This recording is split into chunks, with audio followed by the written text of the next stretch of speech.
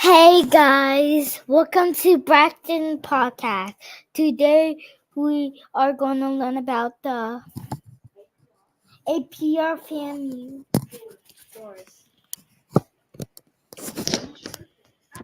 It's my birthday today. Everybody already knows that. What do you mean?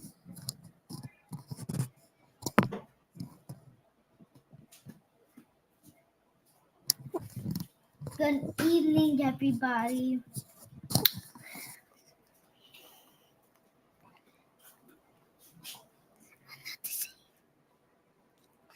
Thank you. Thank you.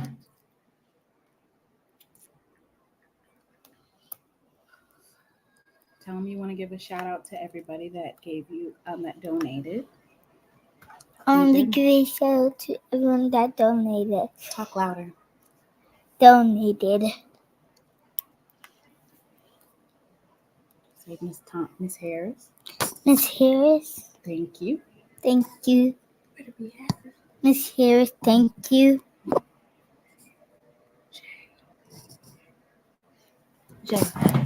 Jalen.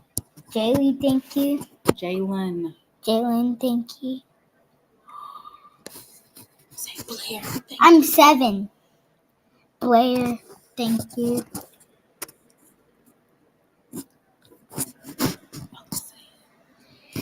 Thank you, Uncle Head. Keep your mic right here. Keep your mic.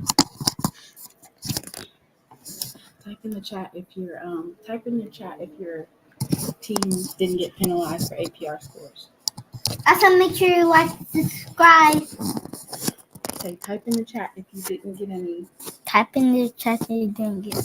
And also make sure you like, subscribe, and comment.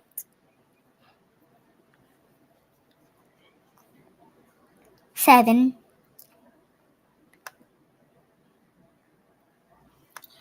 Thank you for the donation. Thank you for the donations. Loud. And by the way, the money's in the bank. And by the way, the money's in the bank. All right, let me take over. You done?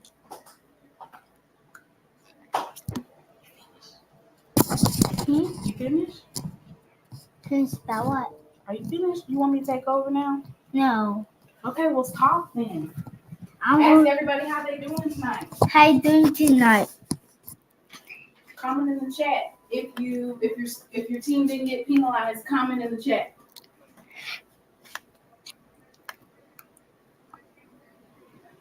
Braxton, you over there chicken. You're not talking. You have to talk. All right. Let me take over. No. Okay, let me just say something. Hey, y'all. Good evening. Good evening. Brax is getting used to. He wants his own podcast, so he's trying to read the comments and talk, and that just doesn't work. Here, let me get in here. Can I be on here? Thank you. Can I get on here? Stop typing. All right. Anyway. I can't. You're not talking. You're not talking either. All right. So those APR scores just dropped. And the question is, how you gonna fix it? Move, Braxton. How you gonna fix it? You done messed me up to death with business. I done called the police because I'm doing a refund. A refund is due unto me. Don't feel like I just been abused out here today. God ain't pleased with this. You can't do the saints like this. Boy, I don't even know what I'm gonna sit out here till the police come. I'm gonna sit out here till the police come. I'm doing a refund. Cause I'm doing one to me. How you gonna fix it? You done messed me up to death with business. I done called the police because I'm doing a refund. A refund is due unto me. Don't feel like I just been abused out here today. God ain't pleased with this. You can't do the saints like this. Boy, I don't even know what I'm gonna sit out here till the police come. I'm gonna sit out here till the police come. I'm doing a refund. Cause I'm doing one to me. All right. So I will be calling Braxton back in a couple of minutes. I'll be calling him back out here. It is his 7th birthday. Turn that off.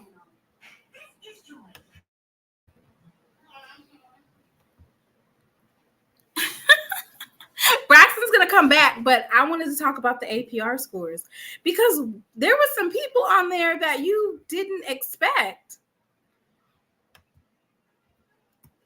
What? How did that happen? How did that happen? And some folks that we didn't even know was going to get penalized got penalized. How did that happen? How you gonna fix it? You done messed me up the jobless business. I done called the police because I'm doing a refund. A refund is due unto me. I saw some names up there that I was not anticipating getting penalized. But we're going to talk about the APR scores because it's been a running joke in the SWAC, of course. And then I'm going to have Braxton come back in here and talk a little bit more. So, were y'all surprised to see some of those names up there that were actually penalized this go round? It looks like it was just a practice penalty, but the APR goes in phases. So with that being said, it looks like there's going to be possibly more penalties, unless you basically score really high. But maybe they'll do away with it because you can't continue to have these types of penalties going on and then you just did an open free-for-all for the transfer portal. That don't even make sense. You can transfer as many times as you want to with no waiting period as long as you're in good academic standing. But you're not going to adjust that for schools. Okay, so I'm going to pull up the picture. Let me know if you guys can see that.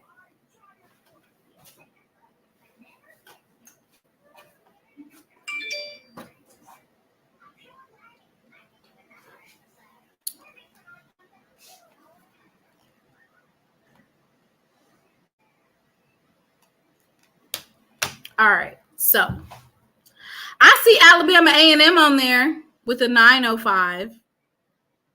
Bethune-Cookman had an 880. And Mississippi Valley had a 907. Florida A&M did have a 906.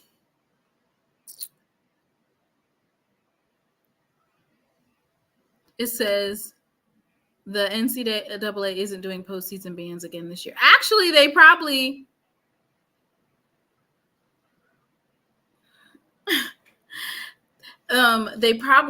shouldn't do any type of penalties, period, after they passed that law, or excuse me, not passed the law, but basically made it permanent that you can transfer as many times as you want. What would be the purpose of penalizing universities when you've made it open season for kids to transfer? What would be the point? Damn. The only team eligible in the East would be Jackson State. That is not good.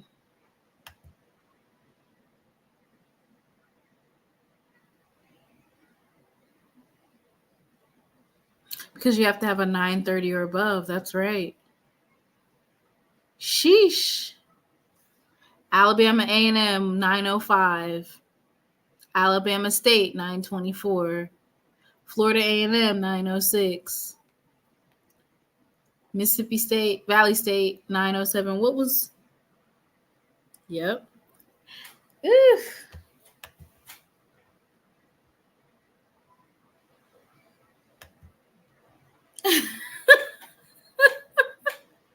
Jerome, can you speak on the APR scores? What does it mean they didn't get a waiver? So they must have known.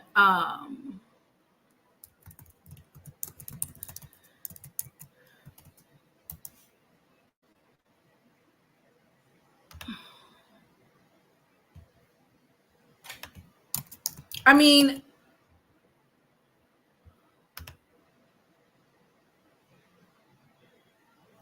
says any team posting a 4-year score below 930, which predicts about a 50% graduation rate, can be penalized. So it did say that they were set to return for this particular past season, but it says the penalties will return for the 2024-2025 school year. Hi, Jerome. Hey, what up, D? I love. How y'all doing? Happy Tuesday. Good. Yes. Happy Tuesday. Let me tell you. So my thing is this, Timona. I have never seen. Well, let me backtrack. Kudos to Jackson State for the last, I guess, since 2012 or 13. Our APR across the board has exceeded the minimum standard with respect to football as well. So kudos to Jackson State's athletic department compliance.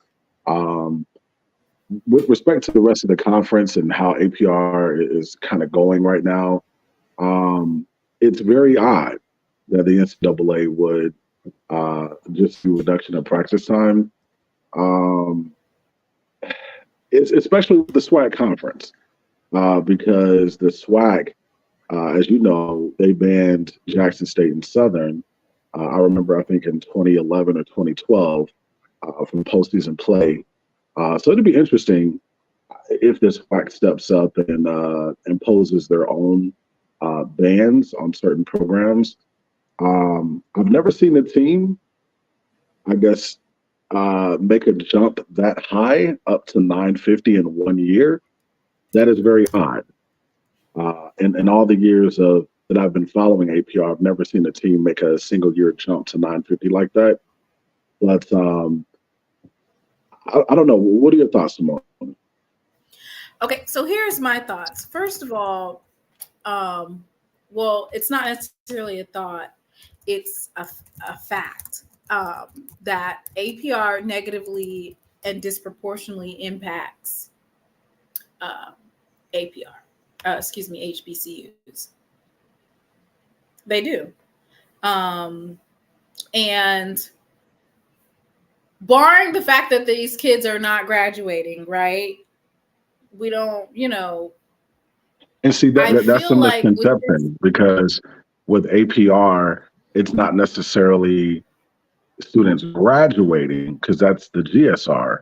But APR is more so matriculating towards a degree. So as long as these students that transfer are matriculating at the next school, it still helps for APR at the current school, well, at the previous school. My thing is this: when Jackson State and Carolyn Myers received a NCAA grant back in 2012 to create a pro forma, if you will, to increase the APR, I feel like every HBCU should have modeled that pro forma.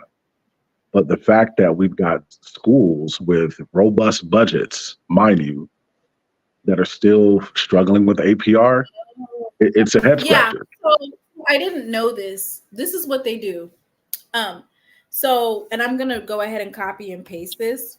So basically, wealthy institutions with generous endowments and an overflowing amount of financial support from their booster clubs can provide institutional scholarships rather than athletic ones to exceptional athletes who are academically at risk. By intentionally omitting athletes who are struggling academically from team APR calculations, They can artificially increase their team's APR scores and create a false sense of academic process. So basically, the PWIs are cheating. I can see that. They're cheating.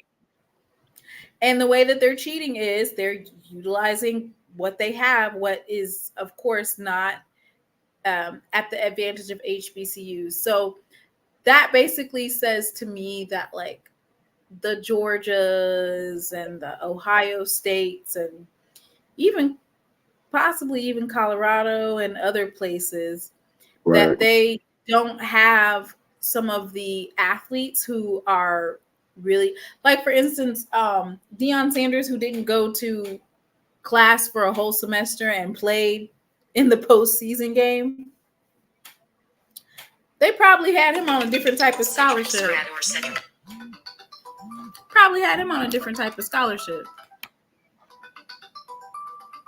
He probably wasn't on a school academic scholarship. So there's a get around for it. I don't know. Are these HBCUs getting these grants? Because I see that the NCAA does offer what you're saying. Is it the Accelerating Academic Success Program grants? Is that what you're talking about? I believe so. Those grants are targeted towards, what do they call them? Limited resource institutions. So it's not just HBCUs that fall under that umbrella. There's some other minority serving institutions that fall under that umbrella, and kind of smaller FCS programs. So it's not just us. Like, that grant is definitely available for any school that's categorized as limited resource. If they're applying for those grants, I do not know. But it will behoove those schools to reach out to other programs that have received that grant and developed a model and basically just implement that model. Right. And so I actually pulled it up, and I'm just going to tell you a little bit about it. It says, as a part of the AASP, the NCAA offers grants to eligible schools to assist in creating programming and systems that will further academic success. There are 2 tiers of grant funding for eligible schools: comprehensive grants, which are multi-year, and initiative grants, which are single year.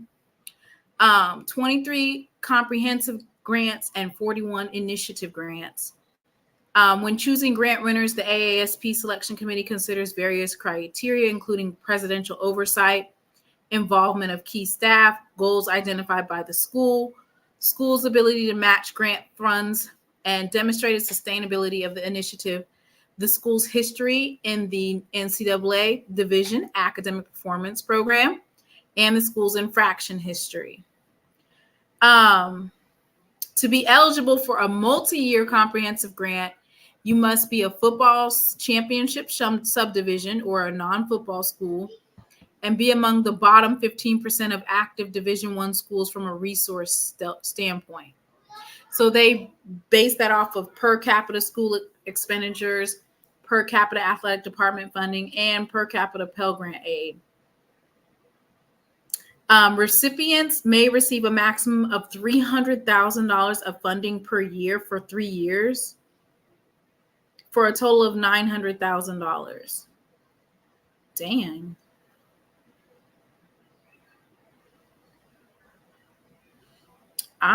This is big. This is huge, actually. I didn't think it was that. Hey, Mr. Ford, how you doing? Hey, can you hear me? Yes. How are you? All right. I'm just listening. So the APR scores dropped?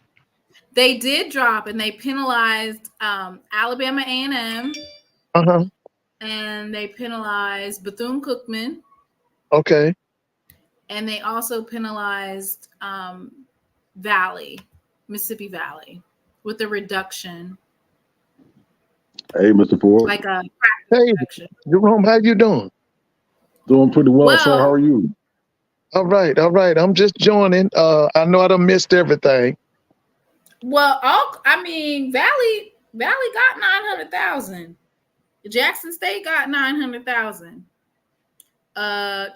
Coppin State got 900,000. Morehead State got 540,000. Norfolk State University got 615,000. Tennessee State received 900,000, and these are past grant recipients. Grant recipients, but it says comprehensive multi-year grant.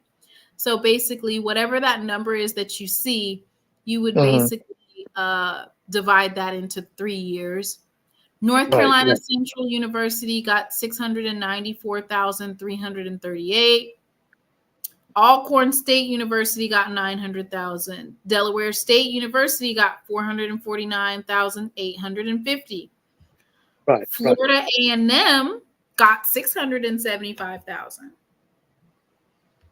Hampton University got 675,000. Now, I don't have the exact year that they received these funds, but this means that for over a 3-year period of time, they did receive this type of funding. As you can see, a lot of these, as Jerome pointed out, are HBCUs. Right.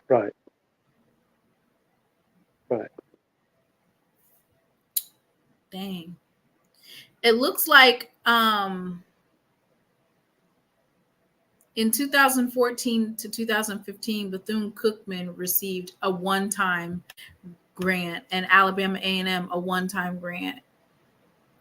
So it looks like a lot of them received one-time grants as well. Right. Okay.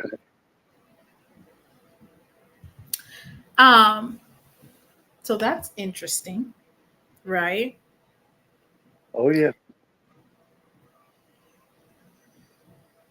It says Bethune-Cookman has the lowest 4-year APR scores. So what do you think, Mr. Ford, about the APR scores and how they disproportionately affect HBCUs? Now, I've always said that APR is an unjust decree to hurt us intentionally.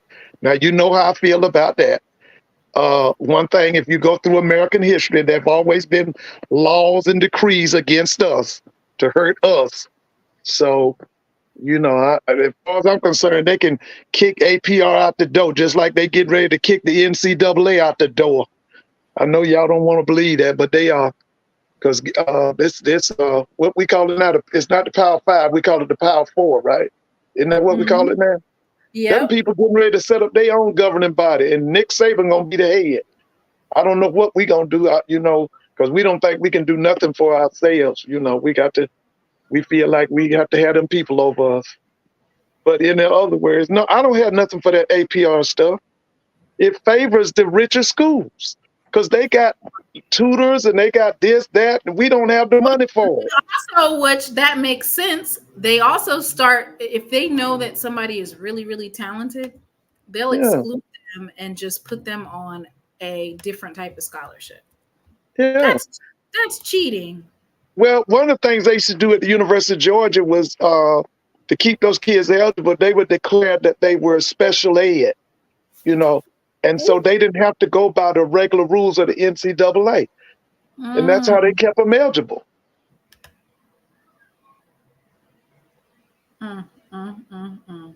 So they always got a way, because they got millions of dollars to pay lawyers and all those people. They know all the loopholes. So, Jerome, do you think we need to learn the loopholes, or we need some straightening in SWAC? We need to see some bans, SWAC implemented bans.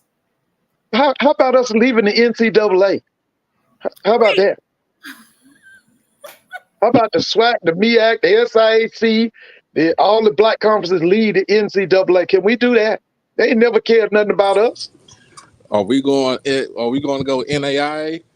We can go NAIA, or we can form our own governing body. Oh, let's go Marcus Garvey. Oh Lord, not Marcus Garvey. Yeah, let's go Marcus Garvey. That's a hell of a idea to go around right there. Because they getting all them Power 4 schools getting ready to tell the NCAA to hit the door. Y'all, I'm trying to tell y'all now. I would be honest with you, that I don't even believe it's a power 4. It is the power 2 and +1. Right. Ooh, Because they're getting ready to destroy the ACC, right? Aren't they going to destroy the ACC? Yeah, the ACC destroy themselves, Yeah. and then the Big 12 is still trying to stay relevant, and they're gonna stay relevant. To me, in a sense, um, just just alone by keeping the former Pac-12 schools. So Right. as long as there is no more expansion for the Big 12, they're gonna be where they at. But I think they might expand it, or if you're gonna expand it, I don't know what school you'll bring into the Big 12. well, now that I know that there's a possibility that the same holds true for some of these PWIs. Now that I figured out the game, which is they're able to manipulate the APR metrics by excluding athletes that they know probably aren't academically up to par. They can Yeah. exclude them by placing them on a different type of scholarship, or not a scholarship at Right. all. They might Yeah. come on as a walk on, but they have a booster that's giving them 30, 40, $50,000. It does say the NCAA has taken some steps to help low resource institutions raise their APR scores with monetary grants, but these efforts should not obscure the fact that the easily manipulated metric does not provide an accurate snapshot of student athletes' actual academic progress.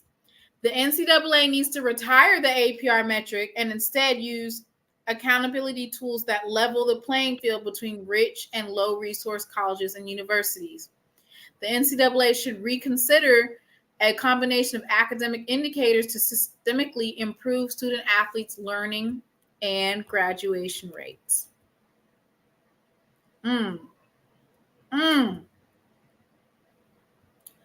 So, what's next?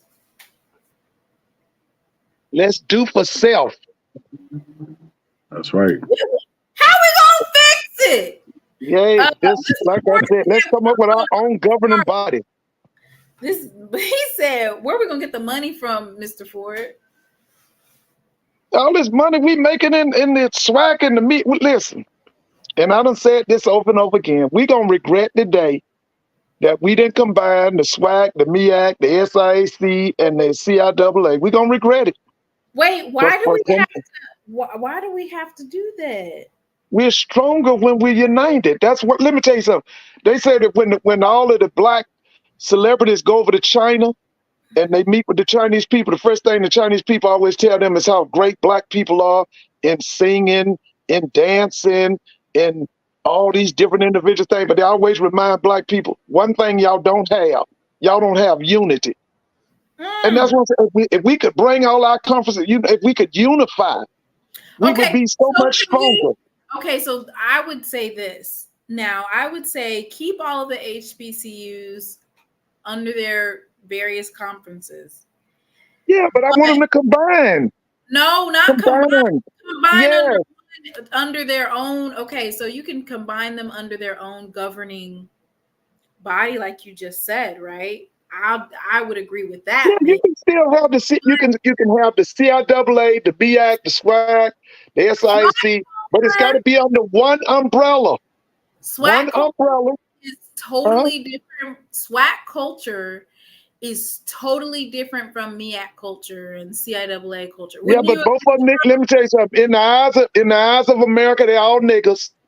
Remember that. In the eyes of America, they're all niggas. So, would you not agree that and Doc, wouldn't you agree that CIAA is absolutely a different culture than It is. SWAC?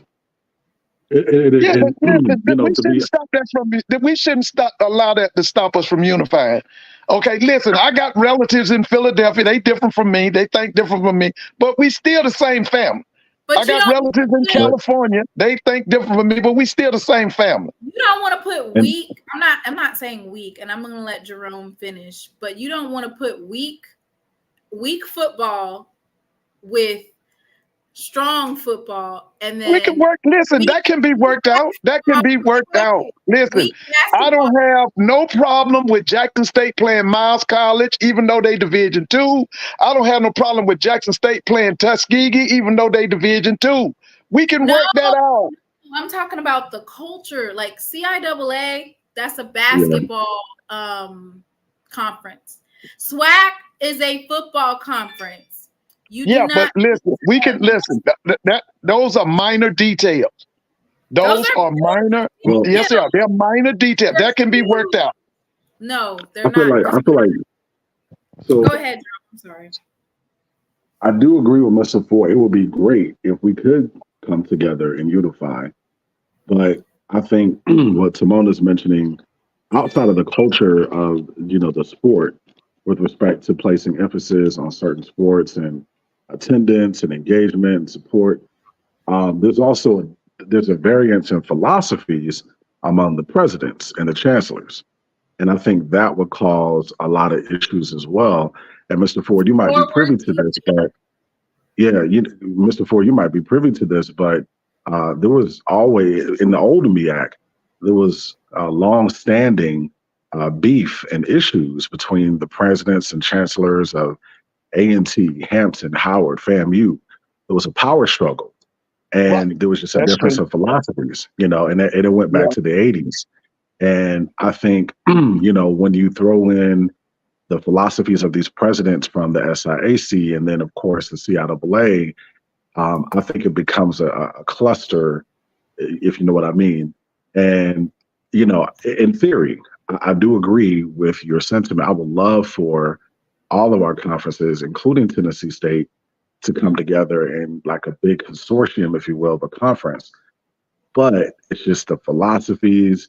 And because I'll say this, there are certain HBCUs in the MEAC and the CIAA that don't have a big emphasis on sports at all. They're placing a lot of emphasis on strictly academics. And, if we have a governing body that comes up with a set of rules with respect to athletics, can we really count on those schools that don't place an emphasis on athletics to step up? Like if we say, hey, we need Morehouse let y'all know immediately that athletics is like basically the YMCA sports. It's extracurricular. And extracurricular, almost like after school club. They are not interested in all the hoopla. And they made that abundantly clear when they were 0-12. And they said that Hugh Jackson could never be the the football coach because he didn't align with where they were, and that would be a huge mistake after losing every single game, mind you. Back to Brother Jerome, your point, we have far more in common than we have differences. And I just really believe in 10 years down the line, 5 years down the line, we going to regret that we didn't take this time to unify those conferences.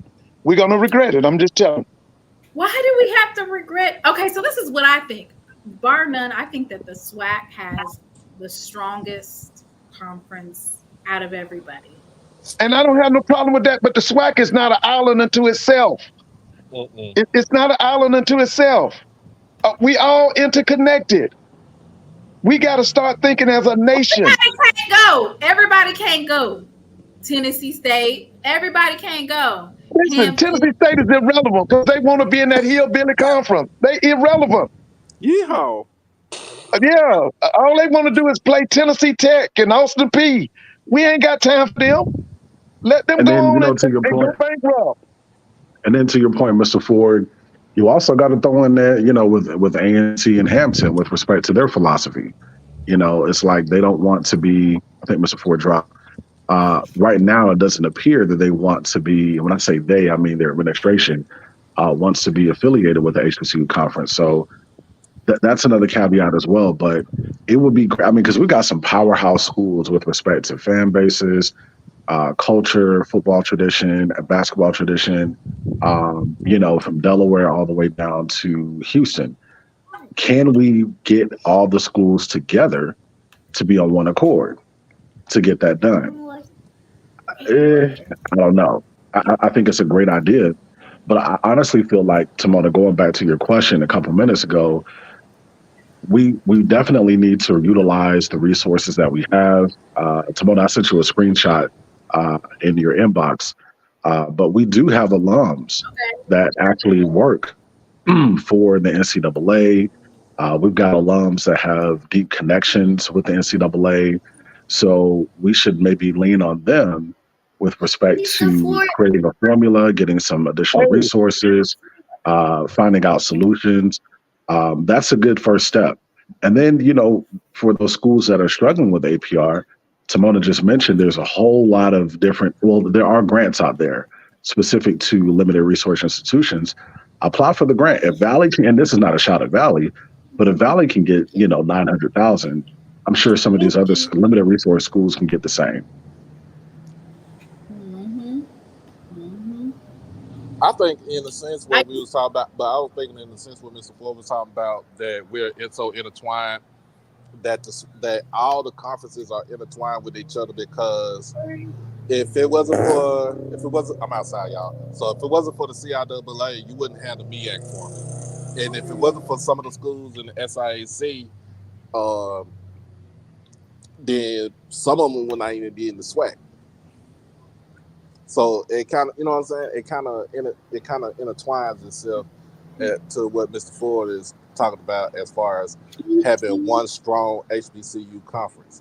Like, for example, I would say the GCAC, they have their conference is all, their member schools are pretty much all over. And then you got one that's in the U.S. territory.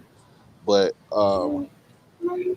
just think how strong their brand. They're trying to get their brand up, and then they're going to rebrand their whole conference starting next month, the 1st of July, where I think it's going to be a little bit stronger than ever. And then they're still adding other schools to come into the conference for baseball, play.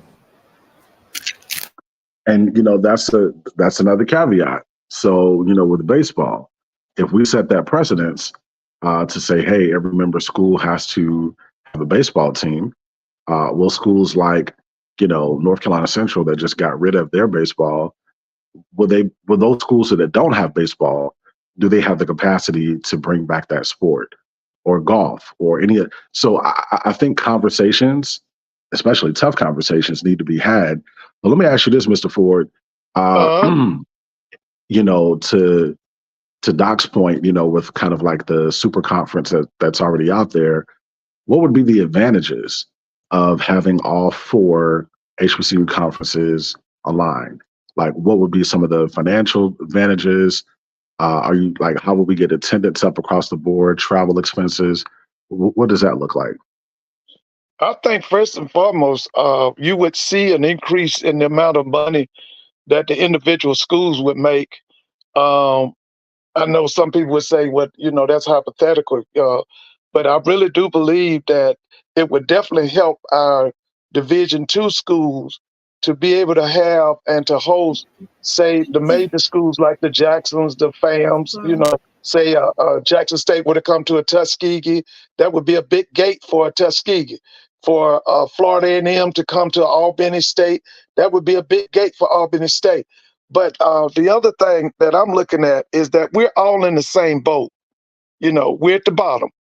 And just because one school got 10,000 students and this black school over here got 1,000 students, don't think they're going to treat the one with 10,000 better now. They look at us as one. Okay, and I don't already tell you what they call us. Okay, so it's just, like I said, it's so many pluses in unity than there are differences. And but you do know that we do have some elitism. Well, yeah, that's going to happen. But listen, we got to work through that. We got to work through it. That's what I'm talking about. See, what we do, we look over here and we say, okay, this school only has 2,000. This school has 13,000. So we're going to treat the one with 13,000 different. But listen, in the eyes of the dominant culture, they don't treat either one differently. When they give them unfair rulings, it affects the one with the 1,000 students and just as well as it affects the one with the 13,000 students. We got to work through that. Right. So Mr. Ford, I remember when I said we needed to file a lawsuit, basically to get it eradicated, just like these bigger schools file lawsuits, which is why now the NCAA is slowly but surely peeling back all its layers, letting them have NIL, letting them Well, now, transfer as Mr. many Bowler, they times don't as have they a choice. The NCAA is trying to save itself because, listen, they had a chance to correct this as far back as the 70s and 1980s. They could have been paying them kids back then, but they were greedy and they were slave owners. And now listen, the door done closed on them, so they're trying to give away everything. But like I tell everybody, I want to see the day when we leave the NCAA. They've never done nothing for us. They ain't never helped us. Well, it looks like we actually have people from HBCUs that work within the NCAA. Oh yeah, I mean, we got. And listen, HBCU graduates are doing everything. When you talk about going to the moon, HBCU graduates are helping people go to the moon. That's not. Yeah, we do that. But I'm just saying that organization, I would like a separation. Let us set up our own governing body and tell the NCAA to hit the door. They ain't doing nothing for us. If anything, they tried to hurt us. Initially, when they was formed, they didn't even want us to be a part of it. And we weren't. I say just relegate but then you also have those people. I'm sorry, Doc, but you do have those people who, you know, they don't want to necessarily let go. That's a tall order to tell somebody, hey, We don't have leave, a choice. Hey, and create our own. Create our own governing body. If I could write a book about how many people, and they're even from HBCUs, and they will basically go to war with another HBCU over a PWI. Let me ask you something. Last time I checked, how many HBCUs got law schools? Last time I checked, doesn't Southern University have a law school? Yes, Texas Southern has a law school. Yes, North Carolina Central has a law school. Yep. Florida A&M has a law school. They can't write up some rules for us with the governors. If they can't do that, then they need to close down. We got law schools. We got people who can write laws and write rules.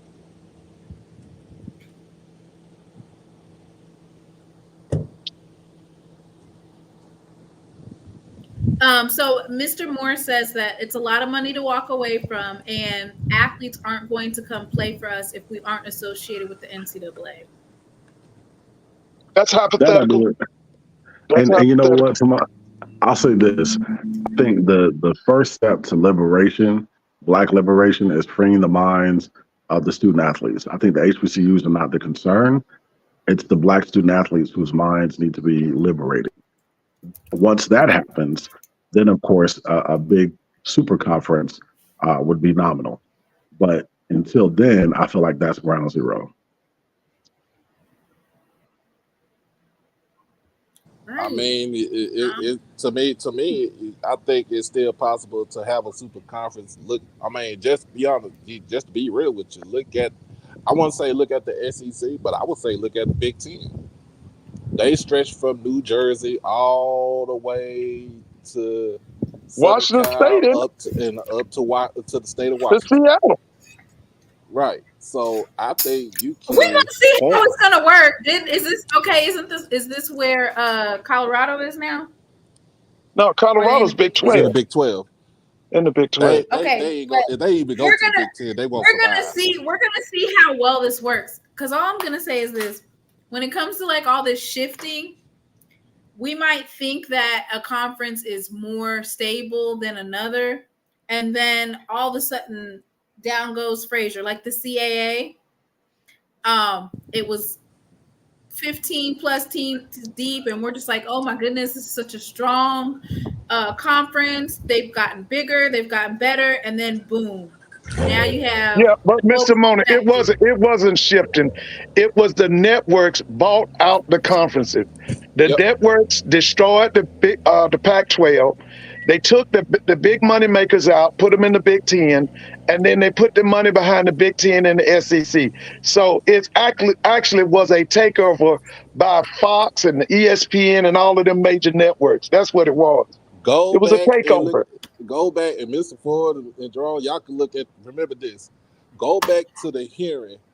I think it was 1980 something, like 83, 84. Yeah. Where Eddie Robinson talked to Congress and said, talk to Congress and said, if you take it the regional, because everything was regional when it came to the TV markets.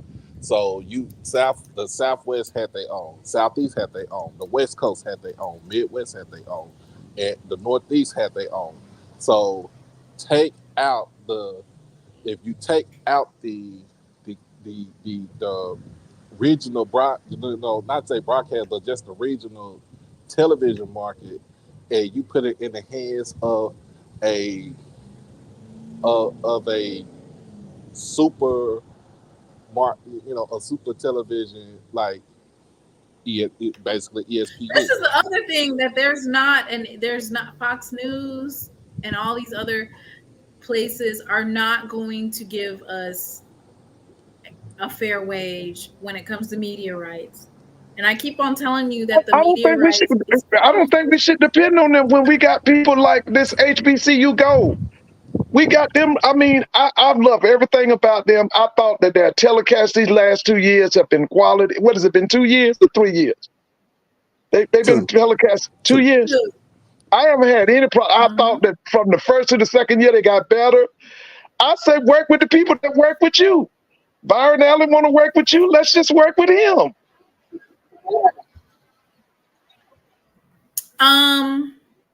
So, I mean, that's what all these conferences are basing their movements, like these schools, they're literally basing it off of these media rights deals. But we have to also look at, like, Black schools are not allowed to have deficits in their athletic departments. All of these schools who are getting $30, $40 million, $25 million, they're still in the red with their athletic budget, and they're able to carry a deficit. Like, the media rights is just kind of like collateral for them for all these $100 and $500 million facilities that they have. Like, it's kind of like a bargaining chip, right? So with that being said, we look at HBCU sideways if their athletic department has an $800,000 deficit. We just don't have the capacity we don't have that line of credit, basically. I feel like media rights is actually line of credit. That's how I feel. Maybe I'm wrong, but that's how I feel. Well, one thing, we can't stay pat with the present state of the economy in this country. Let me just say this. I told y'all 2 years ago, and everybody got all upset, and I'm going to say it again. One of the things we're going to have to do in the SWAC and possibly in the MEAC is that schools like Jackson State and Alcorn, schools like Southern and Grambling, Florida A&M and Bethune-Cookman, Alabama State and Alabama A&M are going to have to play twice. They're going to have to play at the beginning of the season, and they're going to have to play at the end of the season. Where do we get this from? We get it from the NFL. And for all of you who claim that that's just outrage, they do it. Don't Atlanta Falcons play the New Orleans Saints twice? Yes, they do. Mm-hmm. Don't they make money both times? Yes, they do. Yep. So we're going to have to look. Listen, it's going to have to be some changes. Because if we stand pat right now, we're going to go under. Because I'm telling you right now, this economy that we got right now is getting ready to tank. We got to come up with some more economic. Huh? When you say go under, which schools are you speaking of specifically? No, I'm not talking about the schools. I'm talking about the present day economy. It's going to get worse. The inflation is going to get worse. And so we've got to come up with innovative ways to make money. And like I said, one of the things we got to do is that those schools I just mentioned, those schools are going to have to play twice a year. Jackson and Alcorn are going to have to play at the beginning of the year, and they're going to play at the end of the year. That's a moneymaker either way. Yes. Yes. No. And because it works in the NFL and it's going to work on the college level. Okay, so I'm not trying to be funny, but Mr. Ford. Yes. Outside of our high school day, Jackson State doesn't necessarily have problems with their game day making. We have no problems. Wait. What? I'm sorry. Say it again to me. What was it, Mr. Okay, so the only game that we have like probably low attendance at is the high school day. Other than that, every other game is well attended. I agree with that, but listen, do you know how much Mr. Mona, do you know how much it would benefit? And you're right about Jackson, no doubt about it. I remember reading Jackson was averaging like 42,000. That was more than who was it? Nebraska, Vanderbilt, and somebody else. Then I read 3 times y'all had more people in your stadium than Alabama and Mississippi State. But here's the thing. We are not an island unto ourselves. We got to look at this thing from a nation perspective.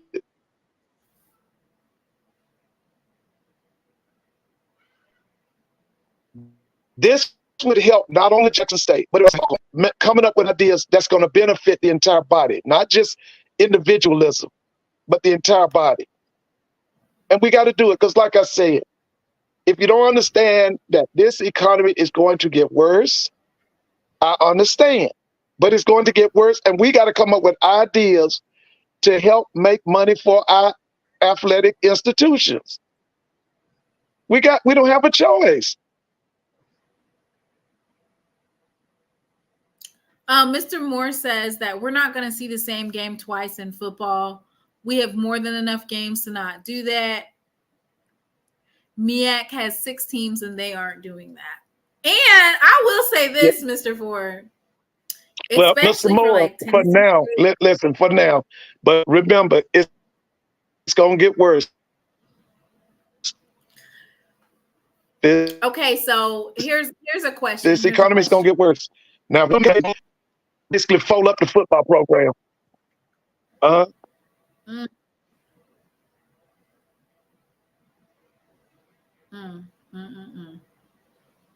Okay, so here's a question. Jerome, I know that you are familiar with MEAC, right? And they only have 6 teams. Right. Is this the next conference that is going to implode if they fix? So I can, with the current chancellor at Fayetteville State, I can definitely see them making a move to the MEAC soon. I know there's talks between the state, but so making that move. There are a couple of schools that could definitely benefit from being in the MEAC and vice versa. I think it's a very proud conference, and they're not to, I don't know if you guys saw the commercial video of all the. Your phone's kind of going in and out. Jerome, your phone's kind of going in and out. Let me go off and I'm gonna come back. Okay. Doc? Well, I can tell you this: that the MEAC's biggest problem, they have a leadership deficit from the top. Okay, they don't have the leadership that the SWAC has. Like you talk about the SWAC, you correct about that. They don't have the commissioner. They're not coming up with the ideas. That's why nobody wants to go over there. Now they've been I think it's been 2 or 3 years that they've been 6. FAM pulled out 2 years ago or 3 years ago? 3 years ago. 3 years ago, and you still ain't got nobody? That's a leadership problem. They got a problem at the top. Fam and Bethune pulled out 3 years ago. A&T pulled out. Hey, A&T pulled out. It'll be 4 because remember they went into the Big South, Big South first. Yes, right. And then Hampton pulled out 3 years ago. Listen, So the reason they haven't pulled any schools, they're still sitting pat at 6, is because they don't have competent leadership at the top, starting with the commissioner. That's the problem in the MEAC. So why would we want them over here with us?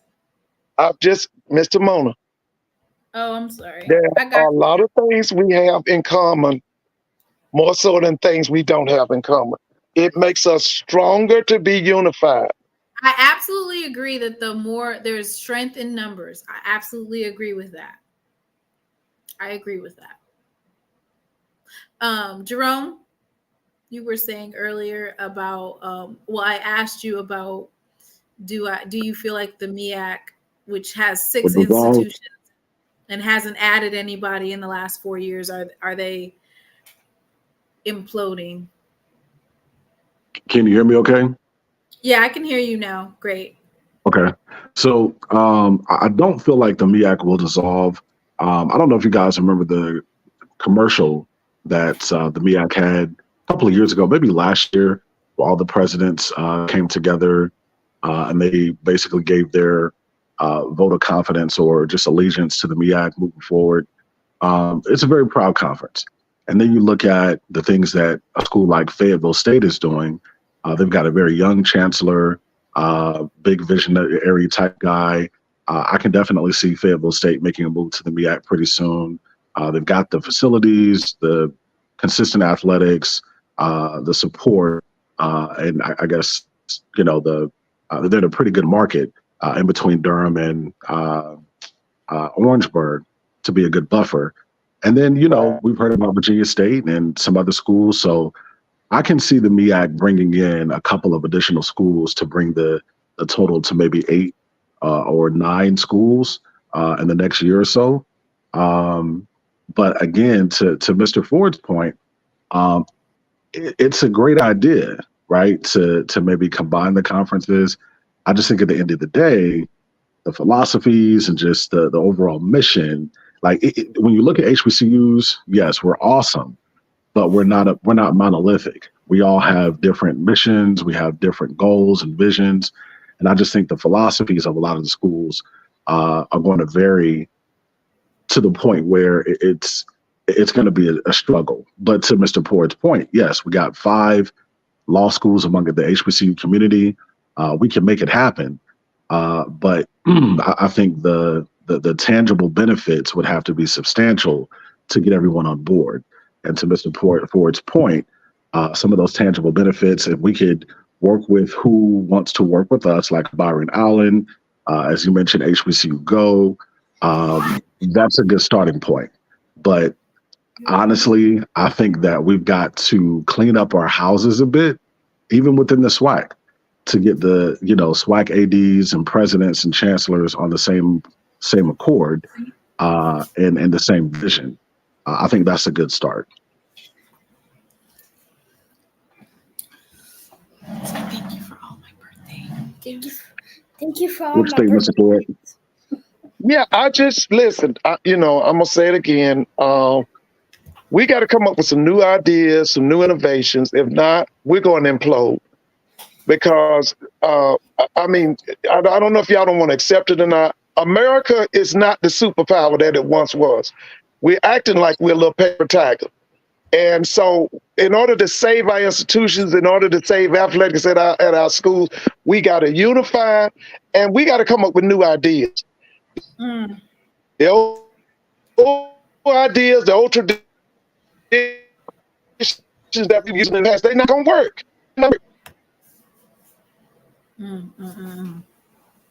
To answer that brother's question regarding Winston-Salem State, you know, Winston, their enrollment is pretty low right now, and they're trying to rebrand and trying to get their enrollment back up.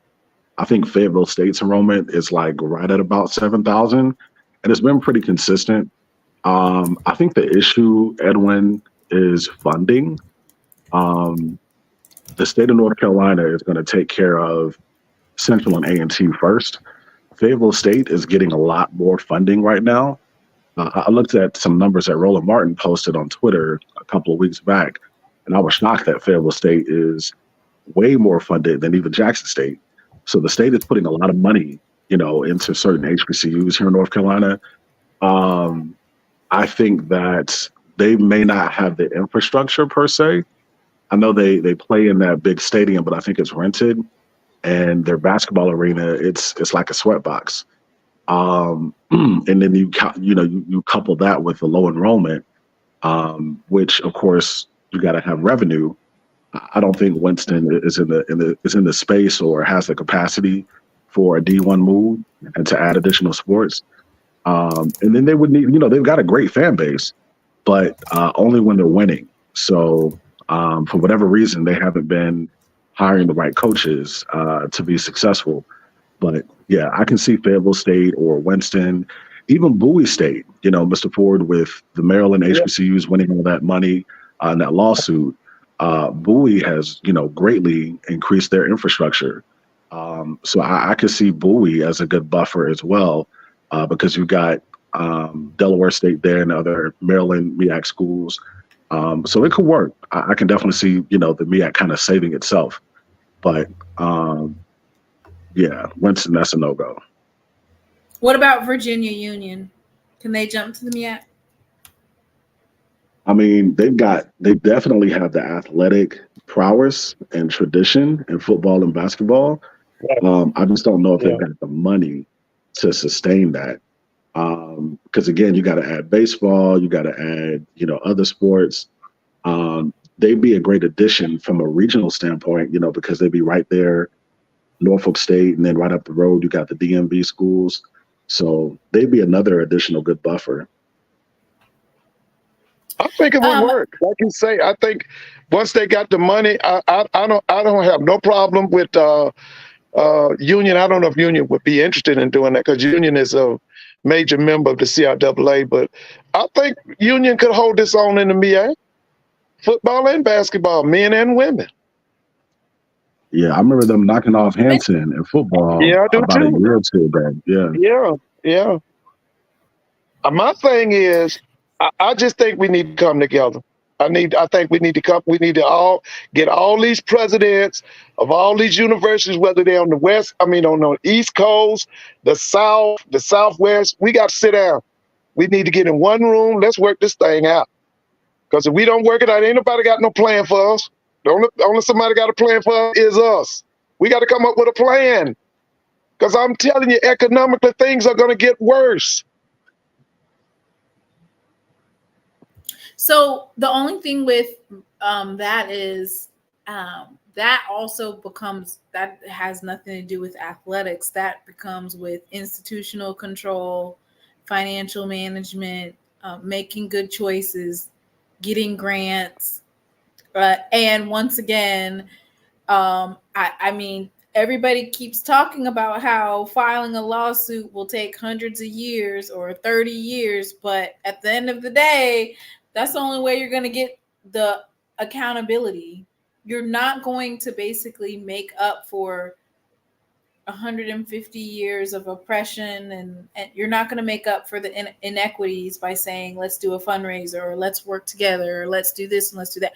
You have to get the money that's owed to you. A refund is due. And Simone, I think another avenue that will really help is if we begin to feature our HBCUs that perform the best on television from an optics standpoint. So if you're an HBCU that performs very well in football and you have a good traveling fan base or a good home base for attendance, that's definitely going to be helpful to start more chatter. Because I saw the list of games that are going to be played. I don't know if those are a lot of Thursday night games that are going to be on ESPNU, et cetera. But we have to do a better job. When I say we, I mean the SWAC office, and getting our best games on television. because when you're talking about marketing and branding, it's a sales thing. And when you're talking about, let's say, Magic City Classic, State Fair Classic, Jackson State home games, other games that draw really well, those games should be front and center. And for whatever reason, and look, on ESPNU late nights, on Saturday nights, they're not necessarily showing like blockbuster games per se. So we need our SWAC commissioner to go to bat for us to get us in that space on the national audience so we can get more chatter. Because, consistently playing on ESPN Plus, that's not helpful. It's not helpful to our brand. It's not helpful to our vision. So the SWAC office has to get better.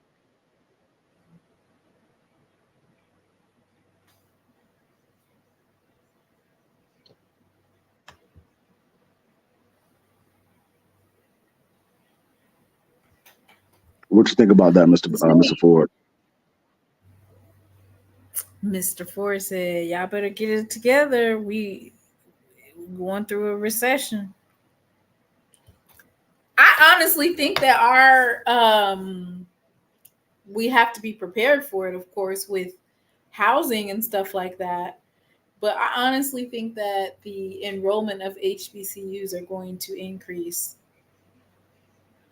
We ain't got no choice. You ain't getting into them PWIs.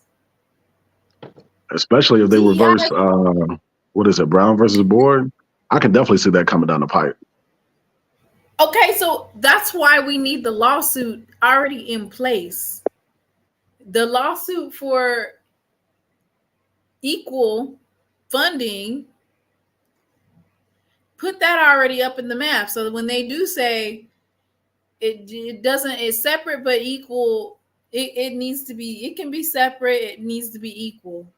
Because then if they do undo Brown versus Board, it's going to take another 30 years just to go to get the equal. When you could have just went ahead and filed your lawsuit now. That way, by the time they do undo the Brown versus Board, they're also going to have to make a explicit decision on what that equal means, which means when they decide to undo Brown versus Board, you still have to have it equal, which means you're going to have to get that money.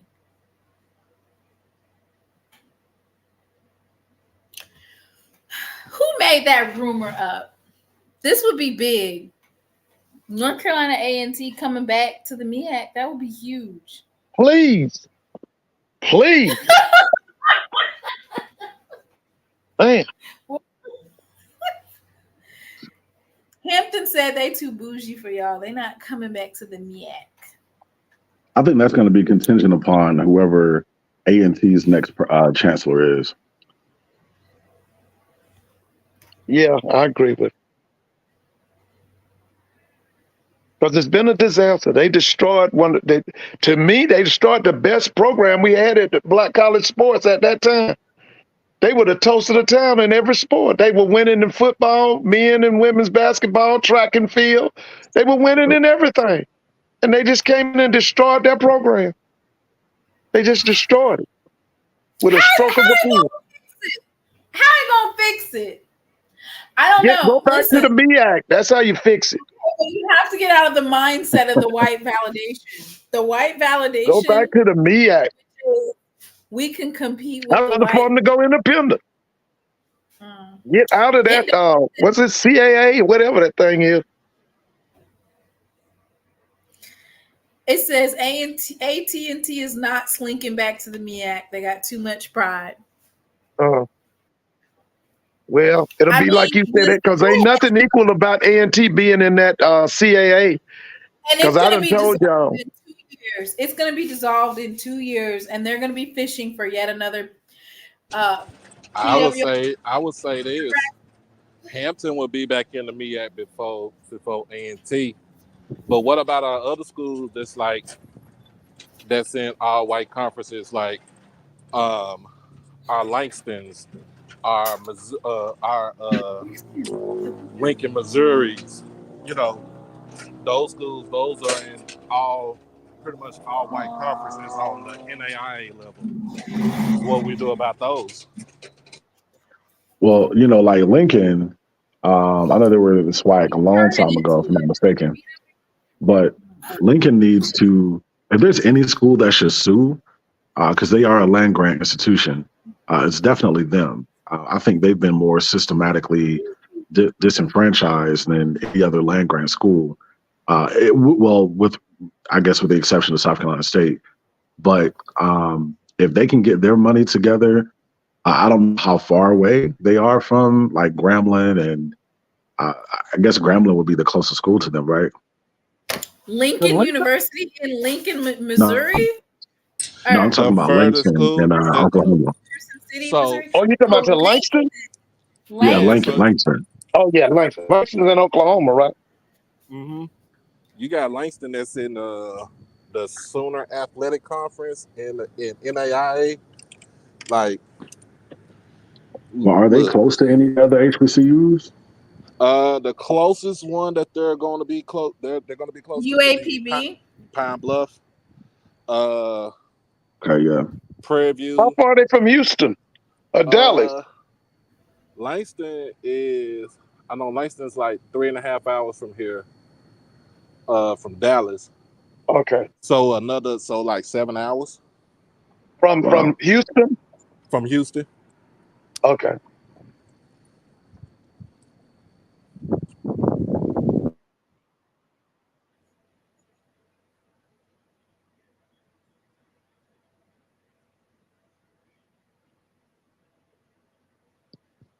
Yeah, that might not work. Prairie View. Yeah. Like you got to said, Langston realize too, at one point, SWAC, they right? was in the SWAC. They was in the SWAC at one point in time. And that was at a time when they wasn't flying either. But you got to remember, at that time, you had other HBCUs in Texas that had football programs, like the schools. And Doc, you might be more familiar. And Mr. Ford, was it like Bishop State or Wiley Bishop College? Bishop College and Wiley were used to be in the same city at the time before Bishop moved to Dallas, and then they dissolved and went. Y'all know what happened after that. They dissolved and closed down the doors and stuff. So the closest to them would be Paul Quinn, but Paul Quinn don't sponsor football anymore. Paul Quinn got out of the football business in 2007. I know they got a really nice basketball court. They do. They got a phenomenal president too. Oh yeah. Okay, what's his name? President Sorrells. Michael Sorrell. He is a visionary for Paul Quinn. Yeah.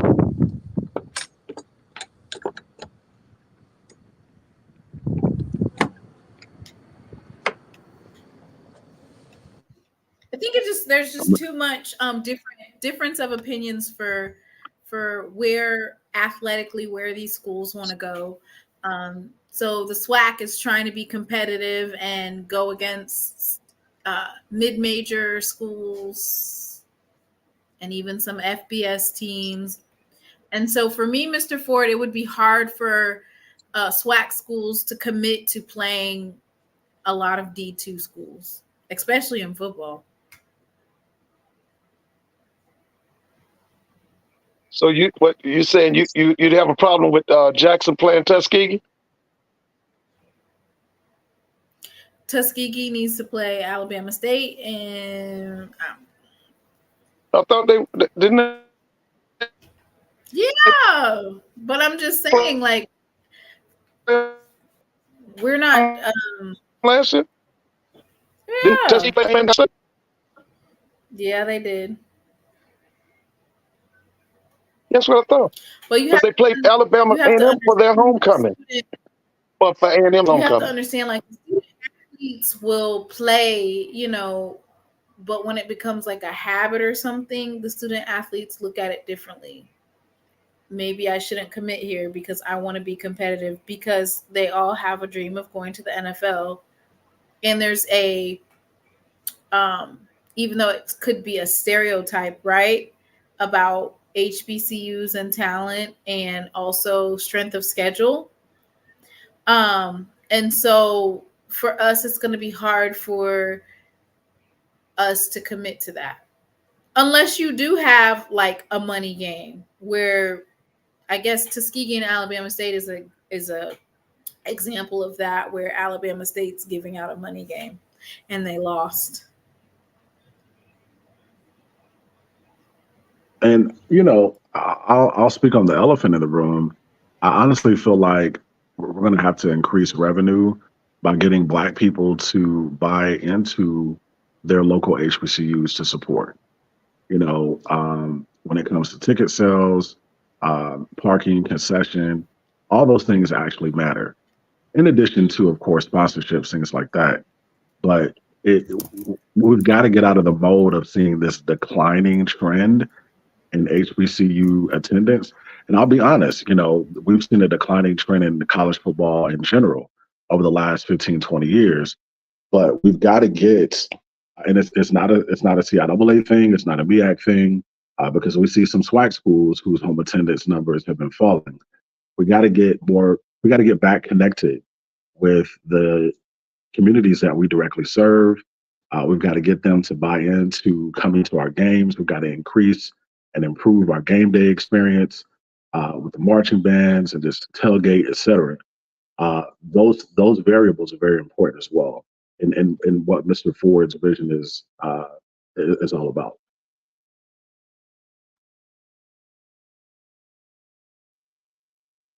Well, Jerome, what you think about A&T coming into Charlotte and playing Johnson C. Smith? Don't you think that'd be a money maker for both of them?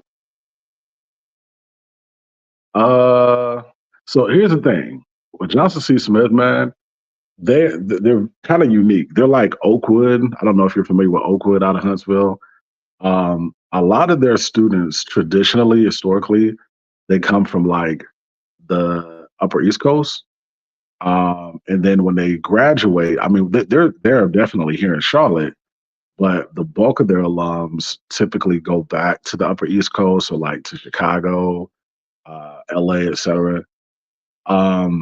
It would be supported, but A&T would definitely way outnumber Johnson C. Smith. But I'm just saying, would that be a moneymaker for both institutions? If say A&T comes to Belk Stadium there on the campus of Johnson C. Smith, wouldn't that be a packed house? Wouldn't that be a moneymaker? It would be more than a packed house because the Belk Stadium is so small. I mean, I think A&T's alumni chapter here in Charlotte would fill up that stadium by themselves. But yeah, it would be a great moneymaker. That's what I'm saying. To me, that's unity. Instead of them running out playing Rhode Island, who they don't have nothing in common with, why don't you come down to Charlotte and play Johnson C. Smith? Well, with Johnson C. Smith being D2, and that's, again, it goes back to the whole philosophy thing. There's a lot of HBCUs there's a lot of FCS HBCUs that don't believe in going to play a D2 school at their house. The only school that I've seen do that recently was A&M. I know a couple of years back they played at Tuskegee, but getting A&T to look, they won't even go to Winston-Salem State to play at their house, and their stadium seats like 22,000, or it's like 19 to 22,000. So trying to get them to go to Charlotte, that's not gonna work. But to your point, as far as unity, that'll be great. But I'm the reason I say Charlotte, isn't that the largest city in North Carolina? Isn't that a recruiting base? I'm just saying, isn't there a lot of pluses in A&T bringing their outfit into Charlotte? Aren't there a lot of pluses in that? Yeah, no, I think in 2021 or 2022, I know A&T and Central, they played in the Duke's Mayo Classic, and I think there was like 50-something thousand fans that came. So that was a big, moneymaker for both of them. Yeah, I remember that. Yeah. And, if A&T played a game in Charlotte versus like maybe Tennessee State or Jackson State or Southern, that potentially could be for those schools. Because, of course, there's a lot of sponsorships, a lot of corporate sponsorships here in the city. But, again, you got to get the buy-in because you got to ask yourself, does the AD even want to play another HBCU that they're not necessarily affiliated with? Like they're cool playing Central, but would he be okay with playing like a Jackson State or Southern or Grambling or FAMU here in Charlotte? Now, to the HBCU community, that's a no-brainer. That's guaranteed 60,000 fans. But Right. again, it's gonna be up to the AD. So do we have a problem with visionary leadership? I think we do. I think it's like we've got visionary leaders at certain HBCUs, and then the other HBCUs is just kind of like status quo. They don't want to rock the boat too much, or they just may be fearful of the outcome. They don't want to step out there on the water, if you will. So I think the schools that have visionary leaders, they should begin to start that conversation between the MEAC and SWAC and maybe even CIAA. Because I know you and I, we talked about possibly, how we should shift that Chris Paul basketball tournament from Vegas to Atlanta. Absolutely during, Celebration Bowl weekend. That's definitely, like visionary. But for all those schools between both conferences that have dynamic leaders, they need to start that conversation. And then everybody else on the outside is going to be kind of watching. And, once we show the fruit of that vision, more people will come on board. I think that's going to be step one. Okay, and before we get a response for the steps that are taken, Braxton. Happy birthday, Braxton. Here you go. Say thank you. Here, you want to put this on? I'll plug it up for you. Yes? He wants to read off a thank you to everybody that donated to him, okay? Here, I'll put this on so you can do it. All right. Go ahead and work your magic. Thank you, Mr. Lane. Thank you, Miss Gloria. Thank you, Doc Holiday. Okay, sorry. Plug it back in. Okay. Stop acting shy. Okay. You're doing good. You're doing. Look, they're writing you. All right. Miss Thing on Harris. Miss Harris. Thank you, Uncle Sad. Thank you, Miss Blair. Thank you, Jay. And by the way, the money is in the bank.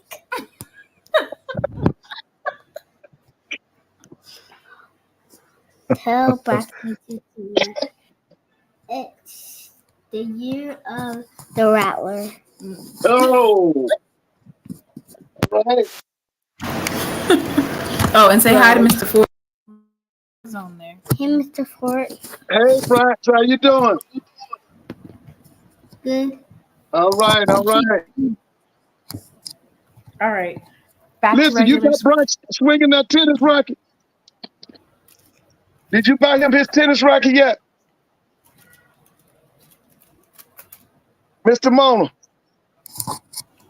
I can't hear nothing. All right. No, she said he's calling you, Mommy. Oh, yeah, I can't hear because you got the microphone. Don't say that. Do not say that. Say I want to be. Don't say Braxton, that. say be I love. What team you want to play for? Be I love. There you go. Who? Hey, be I love. Hey. Be I love. We the fans on the call. Say thank you to Christopher. Thank you for Christopher. For the donation. Oh, they want you to sing a song. What kind of song? They want you to sing one of your songs. How you gonna fix it? You wanna do Will It? No, that's not a song. That's a video.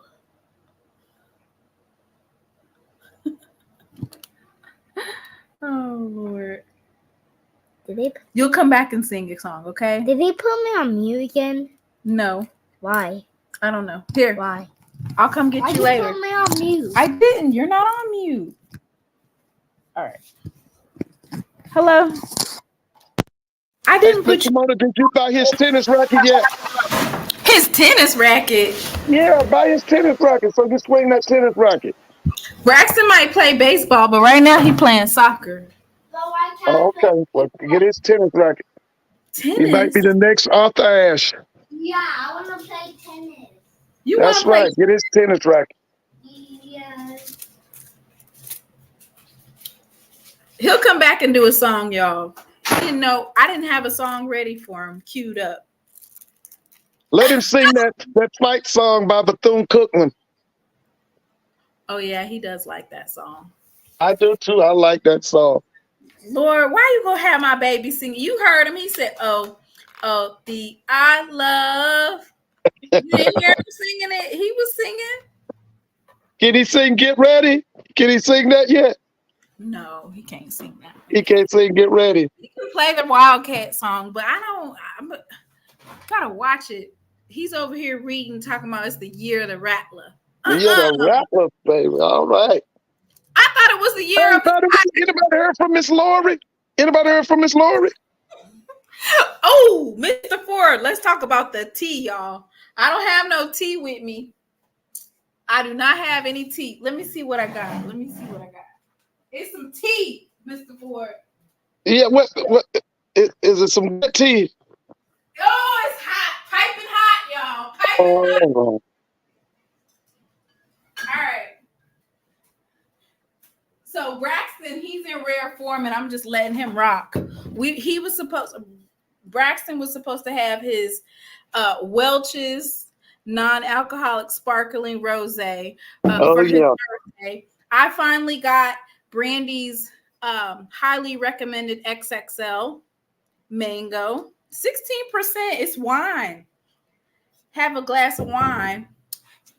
Did you hear they had the WWF the other day at the National Alumni Association meeting? No. Where was this? They was tussling. I mean, what school? What school is always acting up? I was just going to say, what school is always it was FAMU? It was FAMU? Everybody, I need some allegedlys in the chat. Oh, okay. What city were they in? Allegedly. We need some allegeds first. Okay, allegedly. What city were they in? I think they was in Tampa. We ain't had the allegedlys yet. They was in Tampa. They were in Tampa? So I ain't seen enough allegedly. I only seen like 3. I need at least 10. So that when anybody says she loves B, said X, Y, and Z, you're going to have allegedly behind it. So allegedly, now what do we all know about the WWE and WWF? What do we know? It's fake. Professional wrestling, right? It's fake though, right? It's fake. It's not real. So allegedly at this particular, and you know what? It's always a rattler snitching, because if we had something like this happen at Jackson State, it would never get out to the open. We would have kept it in-house. So maybe I should go ahead and pull up. That's what I'm gonna do. So it wasn't didn't nobody put their hands on Mr. Campbell, did they? Did nobody put their hands on Mr. Campbell, did they?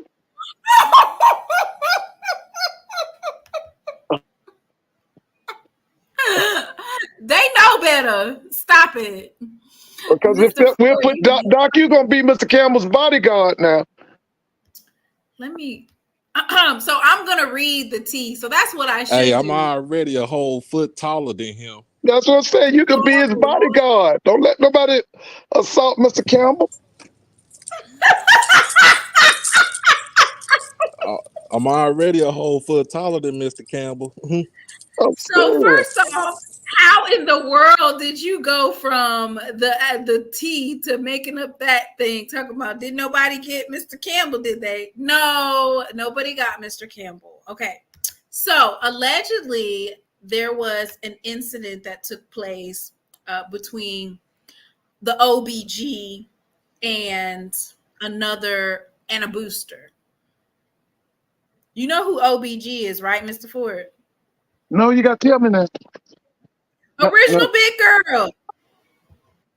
Oh, okay. That's not the 36 that they always talk about, the 36. No, that's not thick 36. No. 6, right. Okay. That's not it. Okay. OBG is Original Big Girl. That's the AD. Oh, Miss Sykes. Yeah. She had a little unprofessional disagreement. I'll just say that. For real? Mm-hmm.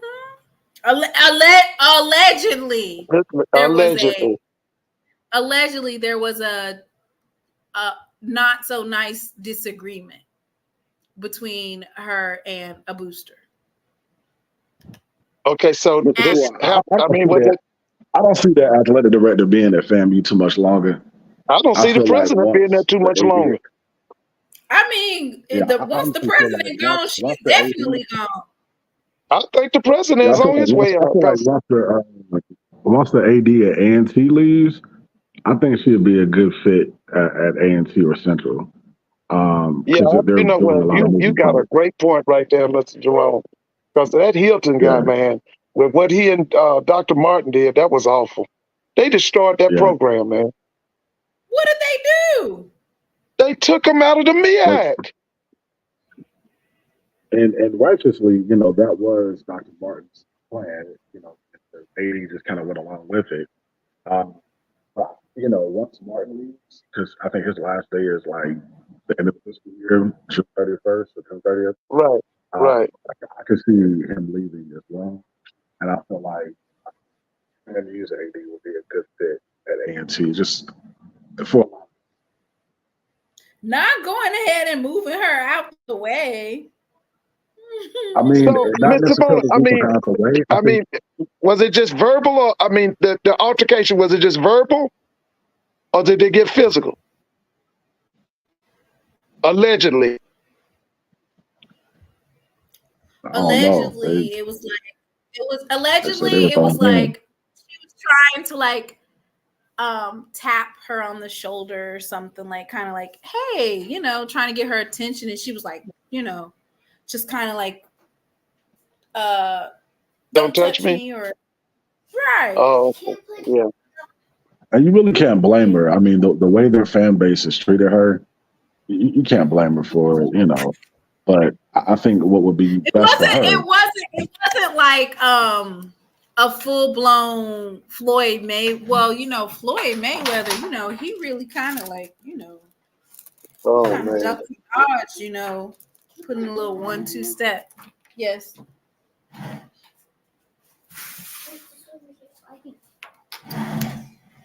So, you know. Yeah, Tiffany ain't gonna be there too much longer. You know, I said, I don't think the president's gonna be there much longer either. I mean, she was already. There's a lot of straws that broke some camel's backs in this situation. I'm just hoping that with another AD that the APR rate is not going to be affected. Good Lord, when you can't have a sense of like normalcy in the athletic department and you have this high turnover. I am not first. Who is Erica? Erica did nothing to that woman. Who is Erica? Is that the lady name? Come on, mommy. I didn't say she did anything to her. I said she tapped her on the shoulder. That's it. That's all. I ain't say nothing else. Allegedly, right? Yeah, all I said was, and I didn't say her name either because I don't know her name. All I said is she tapped her on the shoulder to try to get her attention, and the girl said, don't, and the OBG said, don't touch me. And then, by the way, the money is in the bank. Mr. Ford, we got to get these people out of our conference. No, man.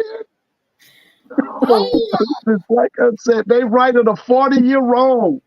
You like the rat? They've been in the SWAC since the early 80s. You like the rat? They done picked up some bad. They done picked up some bad habits in that 40 years. Listen, they got to get that president out of there, man. They got to get him out. They got to get Dr. Robinson out. Dr. Robinson has done so much for FAMU academically. No, they're light years ahead. I go first. Listen, he's got to go. Oh, Mr. Campbell said, we ain't going nowhere. We ain't going nowhere. We can't be stopped now. Because it's, uh-oh. Oh, Lord. Mom, look at the Jenga's head. Mom, look at the Jenga's head. The arbiter of truth said, drop the link. Mr. Campbell said, drop the link. All right.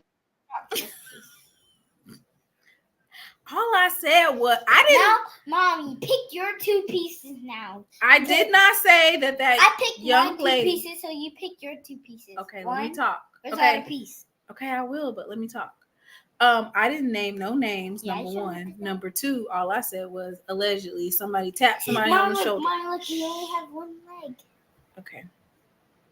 Bishop, arbiter of truth of all HBCUs from the number 1 public HBCU. Allegedly.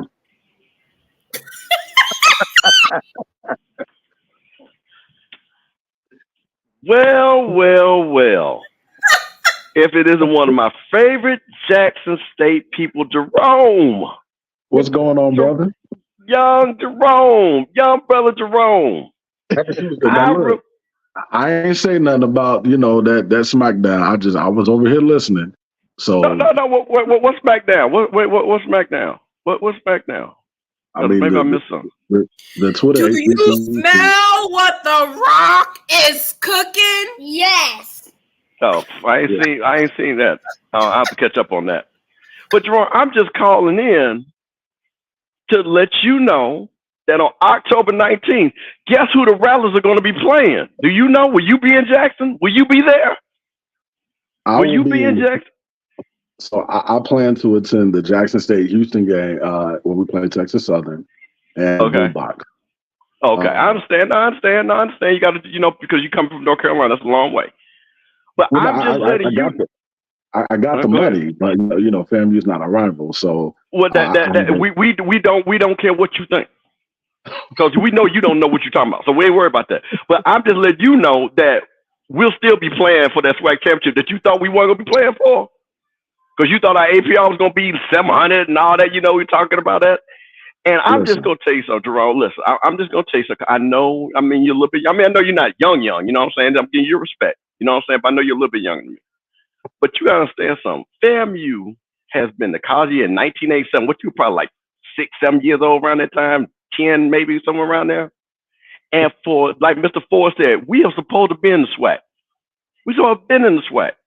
So while you're not our rivals, as you say, which is fine, ain't no problem. I'm from Jackson. I understand that. But guess what? I know who y'all gonna be worried about on October 19th. Is them Rattlers coming to play for that SWAC East Championship like we done played for the last 3 years. So just, I just want to let you know, because I know you said our APR and we bring bad stuff to the SWAC and all that, but we ain't going nowhere, Jerome. We ain't going nowhere. We're going to be right there. And I wanted you to come. I really wanted you to come, because Avis Heath is going to be there. That's another one of my friends, my good friends. And I'm buying him a bottle of whatever he wants. Ken and I and Zoe and Timona, we're going to do a big old tailgate, you know what I'm saying? And stuff like that. So I just want to know if you're going to be there, because we need people like you there. You know what I'm saying? We need people like you. You know what? It sounds very enticing, and I know your people don't travel like that from FAMU, so I might just put that on my schedule. I know you might be. Well, I know. Well, I remember we had this conversation last time, because I remember one of the things that they don't teach at Jackson State apparently is geography, compared to y'all only go 3 hours. Y'all only go 3 hours going and coming. Y'all think y'all going 10 or 12 hours when y'all only going 3 hours. But y'all leave Jackson and come back to Jackson the same day. Okay, because I'm from Jackson. You do know how close Southern is, right? You do know how close Alcorn is, Valley, Grambling. Here's the thing, okay. Mr. Campbell. You understand, Jackson State's fan base, we are nationwide. We are coast to coast. So wherever we play, we're going to be deep. We're not doing a turnaround trip, anything like that. We went to UNLV a couple of years ago. We took over that whole business side. We everywhere. And so did Howard. Anybody go to Vegas do that. So y'all want to know no one did that now.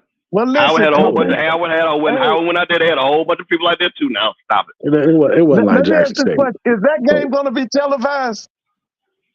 Have they all of our games are going to be televised. The reason why ESPN, ESPN Plus. ESPN picks up all of Jackson State's games. Okay, all right. So we just wanted to make, go ahead. I just wanted to make it known, again, even though you people y'all want to be our rival, you're not. I will put y'all on the schedule. It probably will be well attended. It'll fail in comparison to Jackson State Southern. That's our actual rival. But I might come out there. And here's the thing. Listen, I know you guys fluffed on the single year APR numbers, so kudos to y'all. The NCAA may not have banned y'all from the SWAC championship, but TC Taylor and the Jackson State football team definitely will. Okay, well, that's why we're going to be there on the 19th. That's why we're going to be there on the 19th, because when TC Taylor coached last year, we saw what happened. And I like TC. I think he's a great coach. But some things have to be, we had to right the wrong. You know what I'm saying? Y'all let Deion come in there and, create all this fool. He doing rap songs about y'all, talking about he laid the foundation, even though W.C. Gordon had all them draft picks. But, so we're going to set the record straight for y'all. You know what I'm saying? We're going to set the record straight for y'all. So it's okay. It's okay. So we will be there and we will play our y'all, like I said, because for us, everybody's a rival. Because when we come to play, as you see, that's why we don't lose nobody. That's why we beat everybody in the SWAC. So is Bethune-Cookman ineligible for the SWAC championship then? Oh, no, they're not ineligible, but they're not going to beat us. So it don't matter. So, they're ineligible because they just got to play us. Okay. So, they're ineligible. Okay. Just like Grambling. Grambling not won no SWAC championship either. So, it's okay. It's not okay. This year. No, not this year. Not this year. But no, Jerome, I was just thinking about it. I was thinking about you because I know you were waiting for the APR. I know you were waiting. I know you said you were at the SWAC office. You said you were at the SWAC office waiting. Now, see, I was at the SWAC office for about 10 to 15 other different reasons regarding fan movement. So I wasn't necessarily waiting on APR numbers because, I saw the article a couple of months ago. I knew the NCAA wasn't going to ban any teams this year. But I want to remind you that regardless of the outcome, we've got like a 4-game lead on y'all. So we still own you. We'll always own you. Y'all will always be a little brother. I want you to understand. Wait. There's nothing little. I'm gonna let you finish. I'm gonna let you talk. Go ahead. Yeah, go ahead. So I want you to understand. You got a brand new coach that nobody believes in. He and the staff can't coach. Please know we're gonna do our best to break the lights on that scoreboard on y'all. I want you to remember that. I'm gonna come to you at halftime because I know your band ain't coming. So the Boom gonna do their thing, but we will have enough time since your band ain't coming to have a good conversation.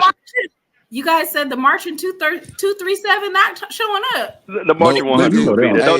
Don't believe that. Don't believe that. Okay, well, I tell you what. I tell you won't bet it.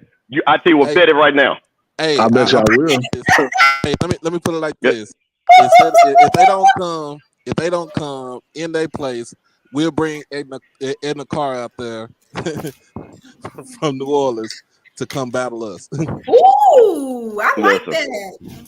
All right, like I say, yeah. Y'all believe that the Marching 100 won't roll up in that stadium, okay? Y'all keep believing that. Yeah, the last time they rolled up in that stadium, I'm not mistaken, it was late. Mr. Campbell, if I'm not mistaken, you guys play Alabama State the week before Jackson, right? No, we do not. No, we don't. When do y'all play Alabama State? October the 5th. They play you on the 19th. Don't nobody. We play y'all 2 weeks later.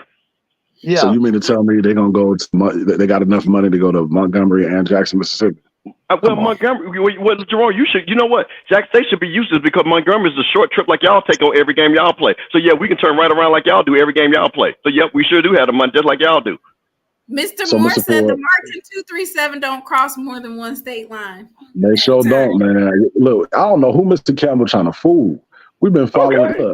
I've known the marching whatever since forever. Y'all didn't travel in the MEAC, and y'all definitely not traveling the SWAC. Didn't nobody travel in the MEAC. Why? Okay, see, this is why I keep telling my job. Why do you think? What did North Carolina A&T say why they were leaving the MEAC? Because of travel. So ain't nobody banned travel in the MEAC. So that ain't nothing unusual. Y'all acting like you acting like Jackson State go down to Prairie View every year. We don't play Prairie View every year. Well, y'all don't go every year either. Anytime we play in Texas, the boom is there. And let's set the record straight. Bethune-Cookman definitely was traveling to all the games in the MEAC. Y'all don't travel. Y'all band don't travel, and I get it. It's not in the budget. You know, you guys don't have the funds like that, like a Jackson State or a Southern that normally travels. But just know, Jerome, listen, if it don't take you $20 in gas to get back home, that ain't no budget, bro. That ain't no budget. It take you $20 to get back from Southern. $20 in gas. So don't tell me nothing about no budget. No. I'm talking about Houston, Texas, Prairie View, Huntsville. How far is Arkansas from Jackson, Jerome? So it's about a good 3.5 hours. Oh, 3.5 hours. I can't even get around Atlanta in 3.5 hours. But that's not our fault. Anybody asked y'all to come. What I'm saying, so stop acting like you, like I say, $20 in gas will get you anywhere in Jackson. So that's fine. But don't act like y'all just roll it 9 states away. Okay, so stop it. They said use some of that 237 endowment. Yeah, well, I tell you what, we can use that 160 that we actually got in the bank. That we can use. In the bank and an endowment. Yeah, that we can use. So I'm gonna leave that alone. You can't even tap into that endowment. Cut it out. See, okay, I'm gonna leave. Like I said, I'm gonna leave that alone. So I just called in because Jerome, I saw you on here, and I know you were worried about our APR. I wanted to wish Brax a happy birthday. But no, you told us what our APR was gonna be. That's what you've been telling us for months. You know what our APR was gonna be. You've been telling us for this for months. So what I informed the people is that mathematically, there was no way that you guys could score a cumulative 930. Mathematically, and I was correct. But you're just lucky that the NCAA decided not to give any type of postseason bans. I told you, listen, first of all, that's what I'm saying. Y'all don't know how, first of all, y'all did not know it was a 2-year average and it was the running average. I told you that we were going to get close, which is the 928, which I told you we were going to get a waiver on. I told y'all that. Timona got that on tape. I told y'all that. I wasn't worried about that. So that's what I'm saying. Not even worried about it. So good. The only thing that our athletic director has done, which should have been done a long time ago, because APR, nobody should really miss that. And that's on FAMU. Nobody should really miss APR. That's just a matter of jokers going to class, straight up. So we'll take that hit. But guess what? The bottom line is we playing for a SWAC championship again, and we'll be right there in Jackson. And you know, if you don't come, don't worry. I'll get in contact with you. I'll get in contact with you, because probably what I will do, like I did with Ken. See, I'm a giving guy. See, I bet Ken and them last time, right? We still beat y'all, and I still donated. So I'm gonna do the same thing to you. We're gonna beat y'all, and because the type of person I am, I'm gonna donate in your name. I'm gonna donate in your name, Jerome.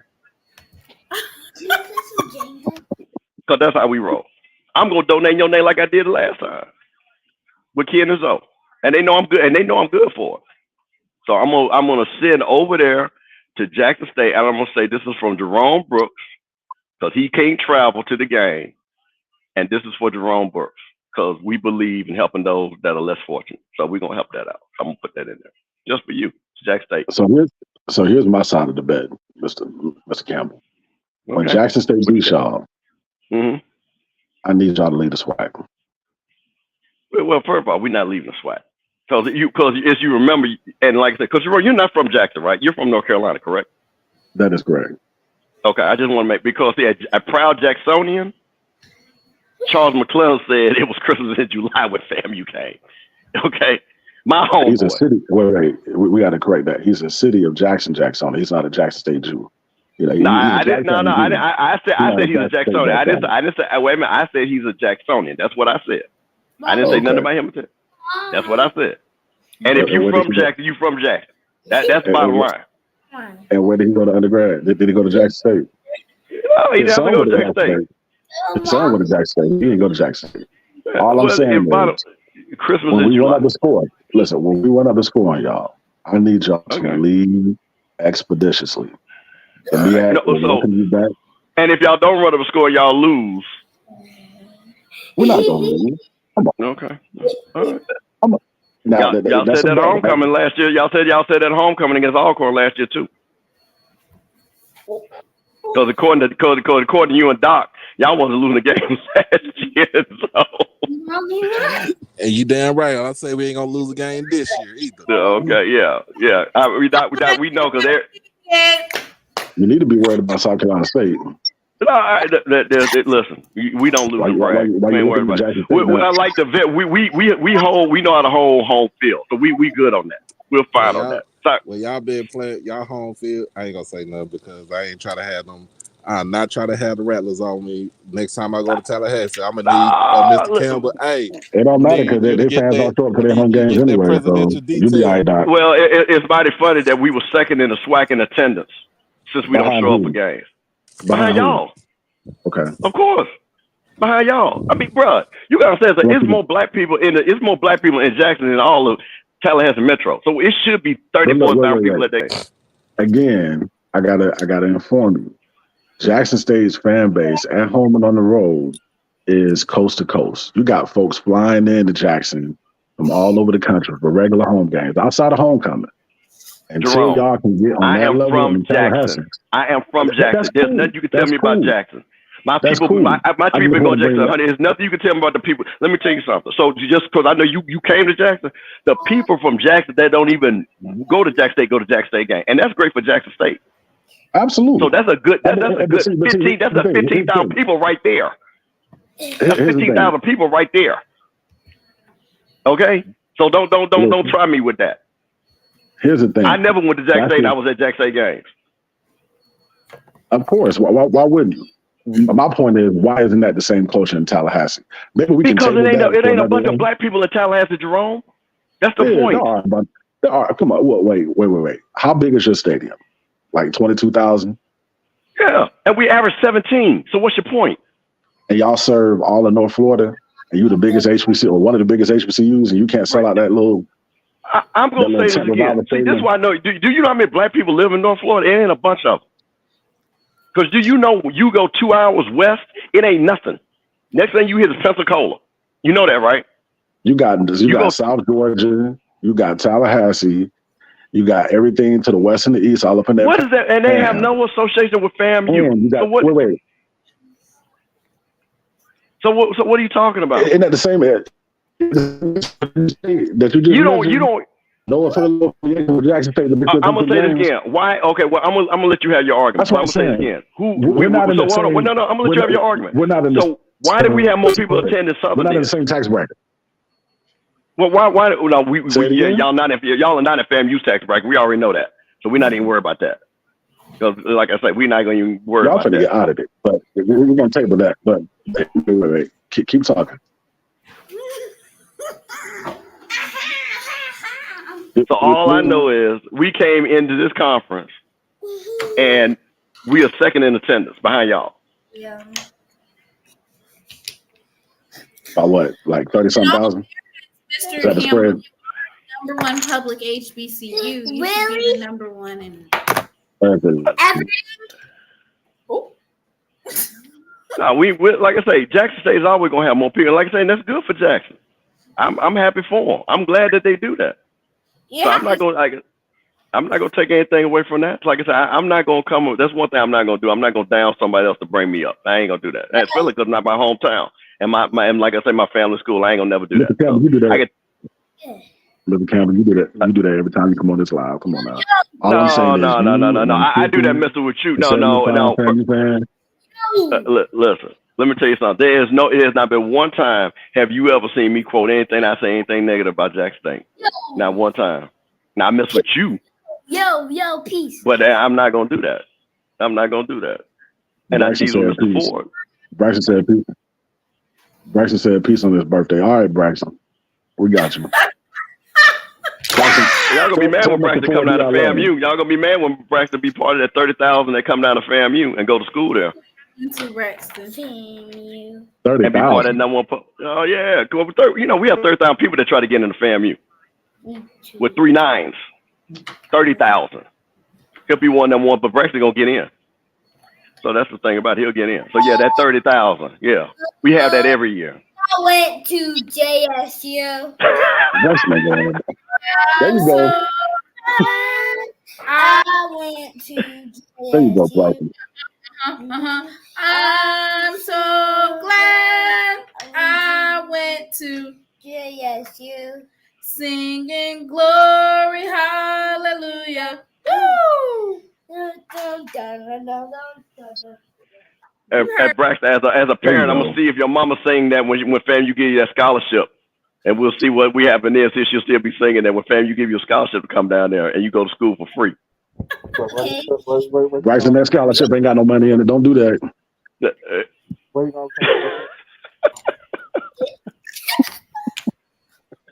No, hey, one thing I did call it. I want to clarify something, Timona, about OBG, and so Erica Hill, who is the donor, did not touch OBG. She did not do anything to elicit the response that our athletic director, who shouldn't be our athletic director, did. So I want to just clear that up. And everything. Why is name dropping names? What? No, everybody knows. This is not no secret. Mommy, come on. This ain't no secret. Everybody knows this Erica Hill. That ain't no secret. Yeah, so it ain't no thing. So at no point, it's not allegedly. No, well, no. I mean, OBG did touch her. Yeah, that's fact. That did happen. But everybody's real because Erica, like I said, they gave FAMU over $500,000. So if somebody want to tap you on your shoulder, they give you a school $500,000, you might want to turn around and see what they want.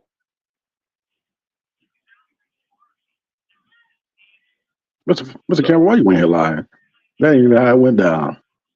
That's exactly how y'all it went down. Y'all been bullying that lady for the last 2 years. Ain't nobody bully that lady. Ain't nobody bully that lady. Ain't nobody bully that lady. Ain't nobody. We got to get up. We got to set up a WrestleMania for OBG now. How did she get bullied? How did she get bullied? She from the DMV. Yeah, she's from Virginia. Come on, man. We've been following. Exactly. She from the DMV. She got tired of y'all bullying her, and she snapped. Bullying her how, Jerome? How did she get bullied? Y'all been sending her emails. Y'all been stalking her in the parking lot. I seen that on Twitter. Somebody posted that video a couple months back. Y'all crazy, man. Stop. Y'all don't deserve her. Yeah. She need to go back to the DMV. Well, she'll be appreciated. She look, I feel like she went down there because, a possible good situation, but she didn't know what she was stepping into. And I feel like now she's beat, and on her way out, she's going out swinging, laying hands. So I'm team Tiffany Sykes. I hope she beat up every alum. Wait, let me backtrack. I wish her she don't be there too much longer. I already know that. Well, you know what, Jordan? That's one thing. I think the FAMU people will agree with you on that. You know what? The one thing out of all the stuff that you have said that's been totally wrong about FAMU, that'd be the only thing people will agree with you on. We don't want her there either. But you got no problem. But here's the thing: she been the best thing to y'all athletic department in the last 25 years, and y'all don't even want her. What does she do? That's great. What does she do? Well, what does she do? That's the best thing. You tell me, because you was just singing the praises when you came on. Say what? Well, no, I wasn't singing her praises. Because she, like I say, the people, like I say, the APR, we hired the people the year before that she even got there. But she didn't do that. Listen, I know y'all want to get rid of her. Like as the old folks say, when you're digging one ditch, you better dig two. Because knowing y'all's, tradition and history when it comes to ADs, man, y'all better get over there, man. But that ain't finna happen. I promise. As soon as another role opens up back in the East Coast, she gone. Good. And guess what? Then they can have somebody qualified like they should have did the first time. That there was 11 people that were more qualified so now she's than not her. Qualified? Clearly not, because she was 11 out of 11. Yeah, she was 11 out of 11. In what respect? Willie. In what respect?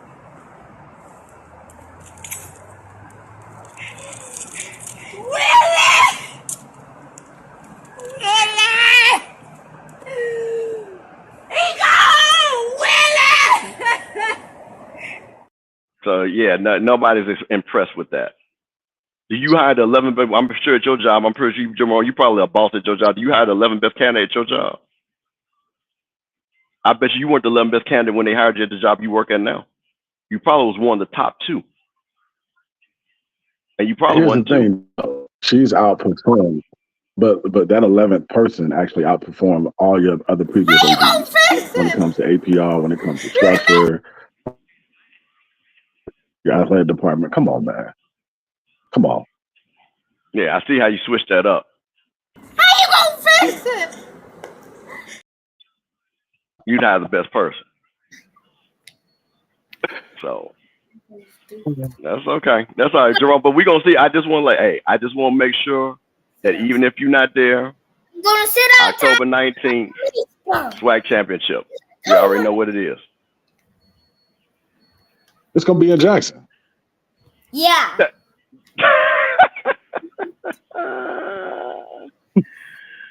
Gonna be in Jackson. Oh my goodness. Listen, we about to restore order in the SWAC. We're about to get things back right to where they're supposed to be. Yeah, y'all. Well, Dion coming back. Him and Shador, Dion and Shador coming back. Come on. Coach TC Taylor about to run out. Dion and the All-Star team coming back. SWAC titles. What are you doing? Listen, TC Taylor about to run off the next 2 or 3 SWAC titles, and then we finna hit FBS. Y'all can have it. You know what? We're tired of y'all. We got to get away from y'all. And I know y'all gonna try to follow us. Don't try to follow us. Fam, you don't follow nobody. You know that. Except for the to the SWAC. You know that. You know that. Right. That's okay, Jerome. That's okay. Nah, I appreciate don't follow the record. You said what now? Hey, it's all love, man. I'm gonna try to make it down to that game. Let's see what my schedule looking like. But yeah, we want you there, man. We're gonna do a big tailgate. We'll do a big tailgate. Timona gonna be out there, looking all good, represent her Jack State. You're gonna have a Jack State hat on and everything. It's gonna be all Jack State fans. Okay, well, guess what? It'll be all Jack State fans, and it'll be a couple of hundred FAMU folks I'm bringing. Because I'm bringing them by myself just because you know what? They want, what's funny? I keep trying to tell you. People want to come because they've heard about the vet. They want to see it in person. That's why a lot of FAMU people are coming. They have never been to Jackson. They have never been. So they want to see it. So they're coming. Especially all the ones in Atlanta. What? Why don't y'all travel? Gerard, you keep saying we don't travel. So I tell you what, when that Atlanta game comes, like I said, when that Atlanta game comes, you'll see. Like we did put all the people in the dome that y'all thought wasn't nobody gonna be there. Yeah, Alabama State, you'll see. We'll be at the Alabama State game. We all know Atlanta is like North Carolina. Look, that's the only game that y'all travel to. Atlanta and Orlando. You do know the majority of people that from FAMU don't live in Tallahassee, right? You do know like that Florida. I mean, I know Florida is a big state, so people like Orlando, Miami, Tampa. That's nowhere near Tallahassee, right? You do know that, right? I do. Oh, okay. So I'm gonna say this again. Stop telling me about Jack State people travel when I know that all y'all doing is turn around, going 3 hours, coming 3 hours back. Okay, that's the radius, 3 hours, which is great. So just stop it. Okay, so just stop. So when Jackson State sold out the stadium in Houston to play Texas Southern, that was 3 hours. Come on, man. Everywhere we go. Wait. Did y'all play in Houston last year? Wait. Did y'all play in Houston last year? Yeah, no, we played Texas Southern. Y'all play. So no. So I'm gonna tell you. I want you to put a pin in that. So I'm gonna tell you what you do. When y'all play in Houston without Dion, then you let me know what that attendance is then. Because according to Dion, he said he sold that. Stadium hold about 15,000. Okay. Stadium hold 15,000. Well, okay. When y'all go back down there, when you go back down there without Dion, then y'all let me. Then we'll see. Because this is what you want. Did y'all sell it out? No, we didn't sell it out. Listen. Why would we sell out Houston? Y'all ain't gonna sell it. Y'all ain't sold out no. Y'all ain't sold out no other year other than when Dion was down there. I keep trying to tell you, man. From we Jackson, sold out Baton Rouge last year. Cut that out. Cut that out, bro. We sold out Southern's game last year, and it was another game we sold out last year. No, come on. Y'all sell out Southern game every year. So what? So say something new. Games have y'all I'm gonna say it again. Tell me we're gonna sell out. Tell me what we're gonna sell out all our FAMU games. We're gonna sell that Alabama State game. No games at home last year. What are you talking about? That's okay. Y'all gonna sell out Alabama State like we did? Ask Alabama State what they think. Your band ain't going away. Okay. All right. Well, don't think the band is not coming to Did you sell out Huntsville? Did you sell we out ain't going to Huntsville Huntsville. like we did? I can tell you that we wasn't going to Huntsville. I can tell you that right now. They ain't going to Huntsville. They ain't doing that. Let me ask you this: have y'all ever sold out anybody? With the exception, with the exception of Howard's 7,000 seat stadium, have y'all ever sold out anybody? Oh, so now Howard Stadium don't count now. So Howard Stadium don't count. So I guess we ain't never. Okay. Have y'all ever sold out anybody's stadium? Like mighty JSU. Have you ever sold out anybody's stadium? I'm gonna ask you a question. You tell me a stadium within 3 hour radius, then I answer that question. Not like that. No, you're right. I told you the one in Houston. We played Texas up. Yeah, with Dion. I told you Huntsville. We went up there. That's 5 hours back. Yeah, with Dion. Oh, matter of fact, the last 2 times we've been to Atlanta, in 2019 and last year for the MEAC Challenge, we sold that stadium out. Well, you know the stadium already sold out when we come up there. We already sold it out. It's already done. So if I go online to get a ticket, I'm not gonna be able to get a ticket. Okay, Drew, I'm gonna tell you a secret. You could get it. My daughter went to Bethune. I was at that Jackson State guy. I had a suite. Y'all didn't sell that game out either. Okay? Because there were people all on the other side. So I tell you what, this is why you know what? I bet you. No. This is what I bet you. Hold on. When y'all played Bethune, y'all didn't sell that game out. You know, y'all been in Atlanta twice in like the last 5 years. Tiny stadium. I tell you what. You said we've been to Atlanta twice in the last 5 years. Yeah, you played Bethune 4 times in the last 5 years. Well, I ain't counting the 2 times that y'all lost. Well, actually, you lost 3 times. I ain't talking about the Celebration Bowl. So you talking about Celebration Bowl? I'm talking about the 2 times y'all played in the MEAC SWAC Challenge. You played Bethune and lost that game. I had a bunch of people there. You played South Carolina State last year. Am I right or wrong on that? We over here talking about it. Did we not sell out the stadium? I'm going to tell you, we're going to sell them the same amount of tickets y'all are going to sell. Now, you want to make that bet? You want to make that bet? Yeah, I thought not. Let's go. I thought not. Okay, all right. So make sure, because the number, we already know what the number is. We already know what the number is since you sold out. I'll call you that next day. And like I said, whatever you want to bet. Donate to the school athletic fund, whatever you want to do. Just don't be like Troy Banks. That's not happening. Hey, that's not happening. You won't bet that. You definitely won't bet that. Be a fool and bet that too. You want to bet that too? All right. I tell you what do you think more likely? What do you think more likely to happen? Y'all beat ULM or we beat Norfolk State? I mean, ULM is an FBS program, but yes, I do believe the ULM absolutely. You can't compare the two, man. Y'all still gonna lose. Right. Okay, all right. Well, bet that too, and I'll take the rest of your money like I take the rest of them folks from SWAC. So go ahead. You ain't taking nobody's money. Listen. All y'all jokers betting, all y'all lost. Pre-Dion, Jackson State University bought 10,000 fans to Indianapolis against Kentucky State. FAMU is not doing that. You do know we went to Indianapolis and it was like 40,000 people there. I was just reading the comments. Mr. And who did y'all play? Campbell. Jackson State in 2003, my sophomore year, and I was Jackson State fans. And they're right. You playing the band? You playing the band though? You playing the band? Didn't you, Jerome? You playing the band? You playing the band? Yes, sir. Love the boom. Oh, okay. That's what I thought. Okay, yeah, you're right.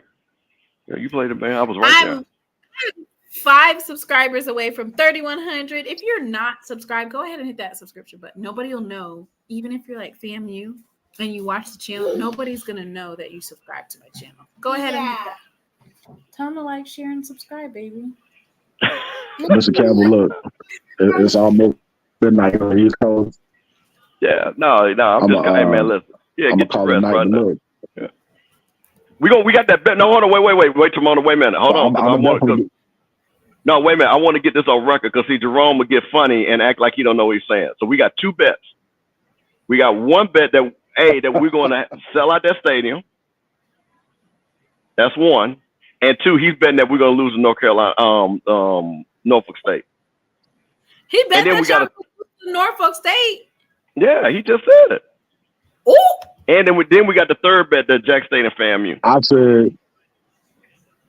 Wait, you better not lose to Norfolk State, but I'll put money on it. That's cool. I got faith in Big Worm.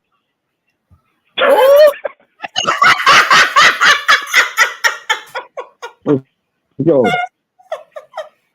He real swag. Hey, Timona, do me a favor. Look up and see how many people y'all had last year at the that MEAC SWAC chat. What was the total gate? I'm gonna give y'all the total gate because nobody. What was the total gate last year? I'm gonna do one, Mr. Ford's. What was the total gate? How many people attended that game last year? Baby, we was packed out like sardines, and we beat South Carolina State's behind like bad. It was bad. Ooh, it was bad. All right, let me see what the attendance was. Yeah. 37-7. We whooped them so bad. It was sold out. I think it was like over 20,000 that whole. Because remember, we talking about Center Park Stadium, which used to be Turner Field, used to be a baseball stadium, so they had to cut it down to size. So, well, Jerome said we can't do it. He said we can't do it. That's the bet. He said we can't do it. He said we don't. Yeah, you said we can't sell it out. Is that what I said? Okay, now so now, fam, you can sell out. What is it, Jerome? Can we sell out or not? What's the bet? I think he said you guys only. The comment was that. No. The comment was that we only sold out stadiums during the prime era, and I was telling him that. No, and I said let's bet that FAMU, and you said FAMU don't sell out anywhere, and I said let's bet that FAMU sells out the MEAC SWAC count. Is exactly what I said, and you said okay, because y'all don't travel. 24,238. Here's the thing. Okay. The last time that they actually had a bigger attendance there was, let's see, in 2013, Florida A&M played Mississippi Valley State Delta Devils. Oh, wait a minute, say that again. That was Orlando. That was in Orlando. You're right. Oh, okay. That was not in Central Park Stadium. So in Central Park Stadium, Jackson State holds. Yeah, because we hadn't played there. Highest, and then the second highest was Bethune-Cookman versus Jackson State. Mm-hmm. In 2019, we had 23,333. Yeah, because we ain't played there yet. So, like I say, we'll sell it out. Like I said, I'll see you there. We'll be back. We'll be back. But now, hey, listen. I appreciate the bet. Look. Go ahead. I never said. Wait. I never said that y'all wouldn't sell out that little tiny stadium in Atlanta. Of course y'all will. Atlanta is like North Tallahassee.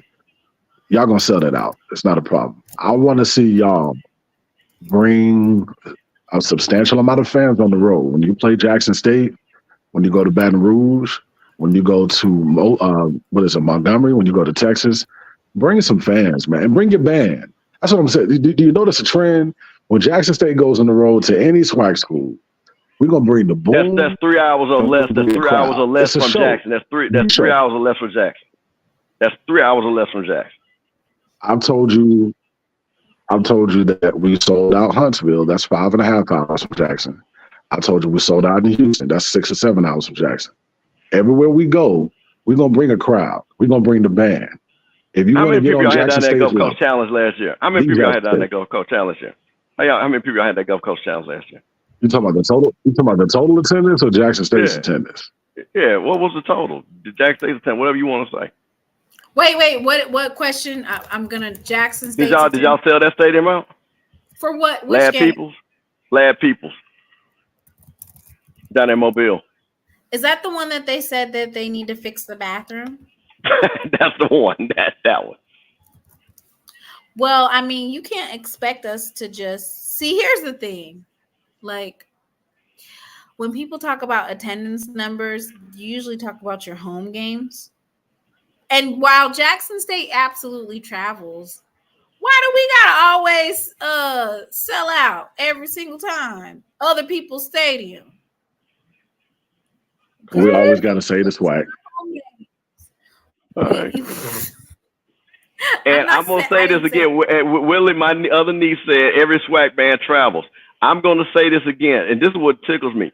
Y'all do, and I'm going to go, I wish Mr. Ford was here. The old SWAC, literally, other than Prairie View and Houston, because nobody brought their band down there, because that's what when the Ocean Soul would come to Jackson, everybody like, wow, here come the Ocean.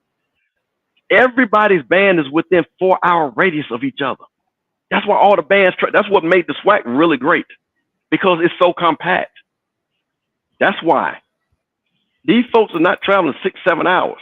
Damn, you got to come to Jackson. That's on a bus. That's probably 7.5, almost 8 hours.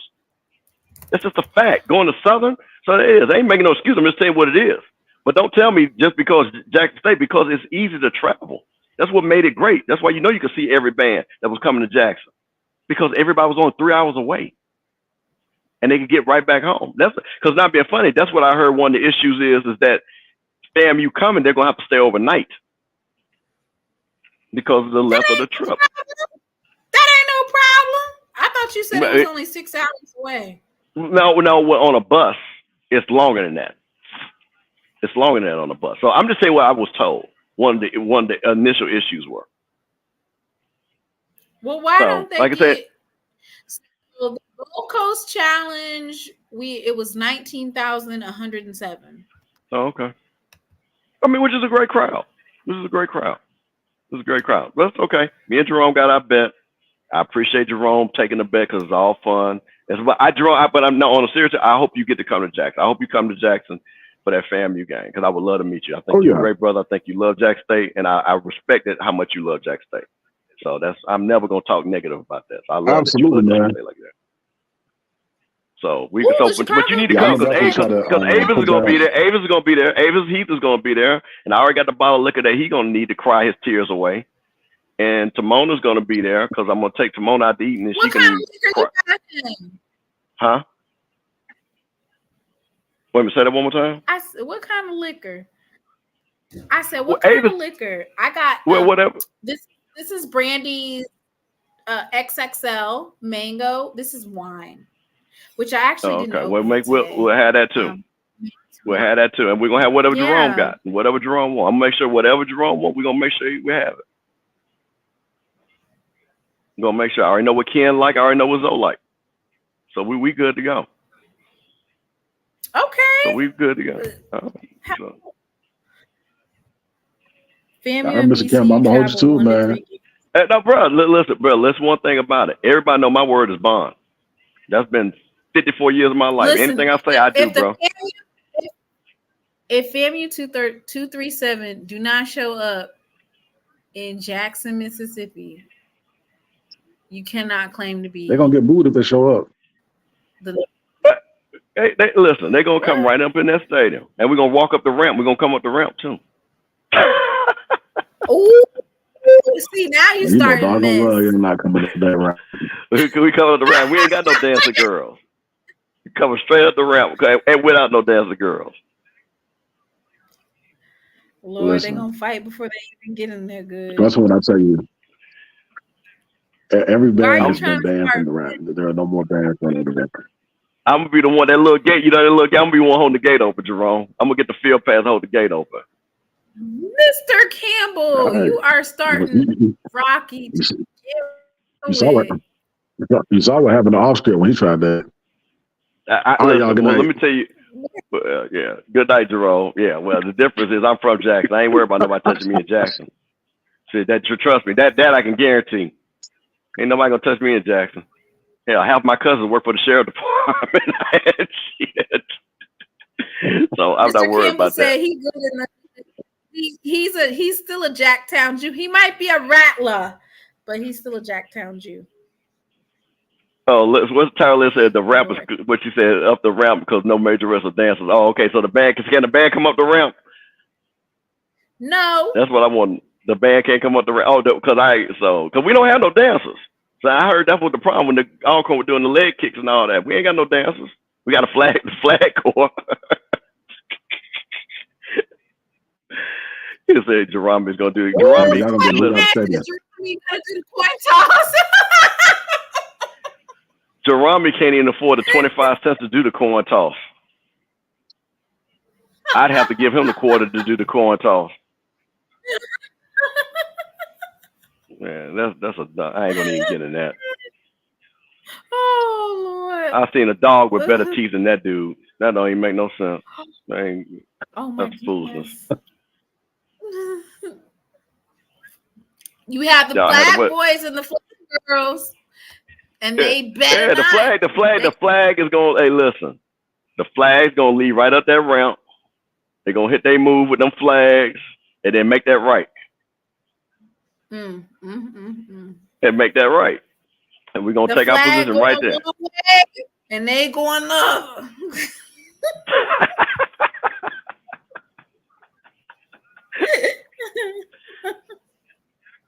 Hey man, the flag's gonna represent. Flag's gonna come in there represent, coming right up that ramp. Lord have mercy. Well, you know what? This was an interesting live. Thank everybody. That I'm gonna go ahead and read the donate. Braxton, he might have calmed down. Let me leave him alone.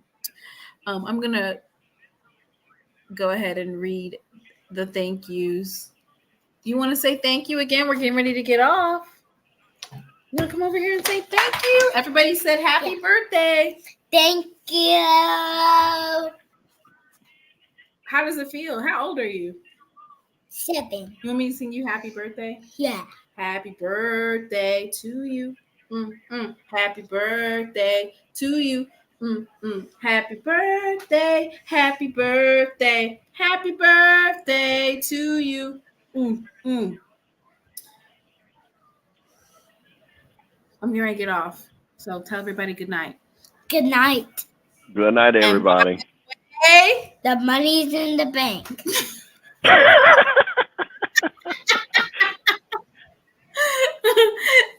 Good night, everyone.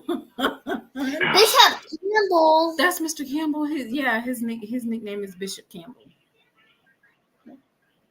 Hey Braxton, what's tomorrow? Wednesday on Throwback Thursday. I'm actually going to post a check that actually was cashed in the bank from my class, so people can see exactly what money looks like being raised. So you'll see that on Thursday. I'm gonna do a Throwback Thursday on that. That money is in the bank. All 100-some thousand. Right. The money's in the bank. Yes, it is. Good night, you guys. Bye, y'all. All right. He made it big time, Willie.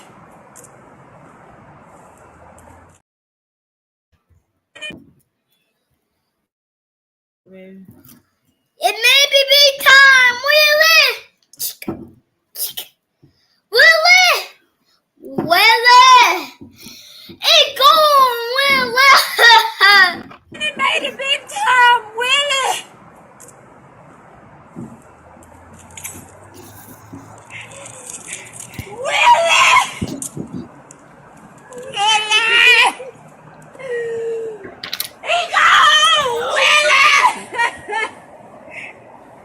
What you popping?